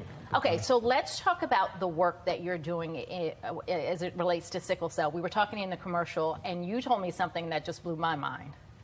Yes, so sickle cell disease is a very curable disease right now. And we're curing it with bone marrow transplants, and it used to be thought that you needed a perfectly matched brother or sister, so that most patients didn't have this as an option, but that's no longer true. and the cure rates now are approaching 90%. You're saying that so calmly when it seems like we should just be shouting and cheering from the rooftops about that. Well, yes. I mean, it's not an easy procedure to go through, and not every sickle cell patient has such severe disease that they need a transplant. But when you talk to Marquise, you'll get an understanding about how severe this disease can really be. And so your life changed when you met Dr. Brodsky, but before that, what was your journey? Well, life is extremely hard before a transplant. You know, you're constantly worried about your health, what could happen next, a stroke, blood clot, or any of those things, as well as a crisis. And talk about the crisis, because that is pain like most people don't know. Crisis is an intense stabbing pain that can be located anywhere on the body. This pain can last anywhere from, 15 minutes to 15 days. And for different people, the onset of those crises is different. You could go a while without it, or you could go day by day and have that. Is that right? Yes. For you, what was that like? Well, for me, my crises were intense. I was experiencing about 15 crises a month. Oh my goodness. Okay, now you're on the other side of that. Look at the smile. That says it all. What's life like now that you've been through this procedure, that you've had the transplant? Well, every day I wake up, I feel extremely blessed, for one, and fortunate to be one of the first patients to be cured. And I did not know life could be so beautiful. And it's got to be just different. You didn't know how to plan your life before. You didn't, it was probably hard to hold jobs, to go to school, do any of those normal things that now you're able to do? Yes, all of them. All of that. So really, I'm excited to get my future plan set in stone, a path that I would like to go down. And we're out of time, but I have to ask you, are more and more doctors on board with this, know about this, doing this? It's starting, and yes, there is a national trial that is already accrued, funded by the National Institutes of Health for this procedure in over 30 centers around the country. All right. Well, I've been working with the Proud for Foundation for Sickle Cell Research for a long time, and so to hear this kind of progress, it's just amazing. Thank you so much for coming in and for what you do. No, nice to meet you both. All right. Well, we've got to get over to meteorologist Jasmine Lomax. She's got to look at the forecast for us. Yeah, and it looks great. This is the last full day of summer, and it will feel like it by the afternoon. Right now, temperatures sit at 70 with partly cloudy skies over Towson, and winds light right now out of the west around 3 miles per hour. Temperatures across the state are still in the 60s and the low 70s. We've got a few clouds here, but in southern Maryland and along the eastern shore, plenty of sunshine. A little more sunshine in western Maryland, too. But throughout the day, we'll have a few passing clouds. 76 around 10 a.m. Then we're in the 80s as we head into the afternoon. We're looking at a high of around 87, and that is well above our average of 78 degrees. So very summer-like as we finish this last day of summer. We'll have lots of sunshine heading into the afternoon. Then once we make our way into the evening and night, those temperatures fall to the 70s and the 60s. Now we are going to have that fall feel coming, and it's all because of this cold front. Right now we've got high pressure keeping us nice and dry, but as that cold front continues to move into the region, we are looking at our next chance for showers, followed by that nice cool down. Notice we stay dry this afternoon and into the evening. Then overnight, there is the chance for a couple of stray showers, and that means that you could be walking outside and seeing some wet roads or driving on wet roads. The showers continue as we head into the day on Thursday, but they'll be scattered. There is the chance that there could be some areas of heavy rain at times, so make sure that you have your eyes on the radar. Once we head into the evening, things start to quiet down and we dry out as we head into Friday. That looks like a great day, but it will be much cooler following that front. We're also keeping watch on major Hurricane Fiona. That's a Category 4 storm. By tomorrow, it is expected to impact parts of Bermuda as it moves north. We're not expecting local impacts, but there could be heavy rain across parts of Nova Scotia as the system moves toward Canada, possibly as a major Category 3 hurricane. We're also keeping watch on Gaston. That's expected to remain away from the United States and away from land in the northern Atlantic. Here we stay nice and quiet today, 87. Then for the fall equinox tomorrow, 84. 70s after that on Friday and Saturday, back to the 80s on Sunday. Then we're looking at temperatures in the 70s on Monday and Tuesday. Back. Well, thank you, Jasmine. 9:50 now on a bright spot for your morning. One lucky Orioles fan is about to have a life-changing moment. Oh, outfielder Austin Hayes plans to give a $20,000 scholarship to a George Washington University student. Now, her name is Fatima Karoma, and her application for the scholarship that she wrote about her recovery after suffering second and third degree burns in a fire in 2020. Well, Hayes is personally donating $10,000, and the Orioles Charitable Foundation is matching with another $10,000. Fatima will receive the check ahead of tonight's game against the Detroit Tigers. That's very nice. In other Baltimore sports news, don't miss the Ravens taking on New England Patriots this weekend. Kickoff Sunday at 1 o'clock. You can watch it right here on Fox 45. Trending now for the right price, fans of the beloved television star Betty White will get a chance to own a little bit of entertainment history. Julian's Auction House in Beverly Hills is auctioning off more than 1,500 personal items from the late Golden Girl, including some scripts, awards, jewelry. It will all go up for auction starting this Friday in Los Angeles, and they say all of Betty's fans can participate. What's nice about this auction, and this is something that was important to Betty herself, that items are affordable for her fans. She loved her fans. They were very loyal to her. And so this is the auction now where fans can participate. Well, White's career spanning 8 decades, she died in 2021, just shy of her 100th birthday. Spooky season, it's here. Tombstone, the official pizza of Halloween, is giving people all over the country a chance to win some free pizza. The only problem is you have to live on Elm Street. People interested have from October 3rd through the 31st to apply. Now just go to play.keeplifedelicious.com to enter. One lucky winner will receive Tombstone pizza for free for a whole year. NASA officials say their lander on Mars has captured the sounds of meteoroids hitting the planet's surface. Listen. Did you hear that? Scientists say that bloop bloop. That noise is because of an atmospheric effect that has also been heard in deserts on Earth. This is the first time that the Mars InSight lander picked up seismic and acoustic waves there. The InSight team says it may have missed some meteoroid hits before, but now they know what to listen for. San Diego Zoo Safari Park's cutest addition finally has a name. Meet Neville. That's the 6-week-old southern white rhino. Neville was born August 6th and already weighs a modest 250 pounds. He's big and strong enough to explore the main habitat where he spends his days rolling around in the mud. And yeah, looks like he's having some fun out there. Experts say Neville can grow to be about 5,000 pounds by the age, get this, of 3. Just mere 5,000 pounds. Well, temperatures are back in the 80s this afternoon with scattered showers tomorrow. Meteorologist Jasmine Lomax has a breakdown of your first few days of fall. That's all coming up in her 10-day forecast. 9:53 is the time.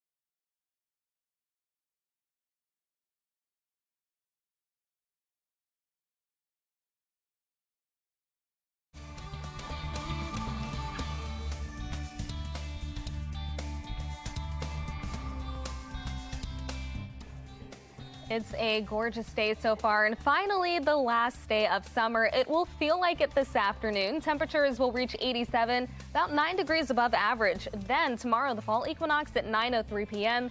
84 for the high temperature, still above average, but we drop 13 degrees. 71 on Friday, mid-70s on Saturday, back to the 80s on Sunday, and then a few days in the 70s after that. With the finally the last day of summer. Yes. I mean, show some respect for those who are mourning it. 71 Friday, though? I mean, that is that's fall. going to be so nice. Yeah. I'm so excited. Wait, what do you set your AC at? Normally around 71, 72? Actually, it's on 75. No. All right. Wow.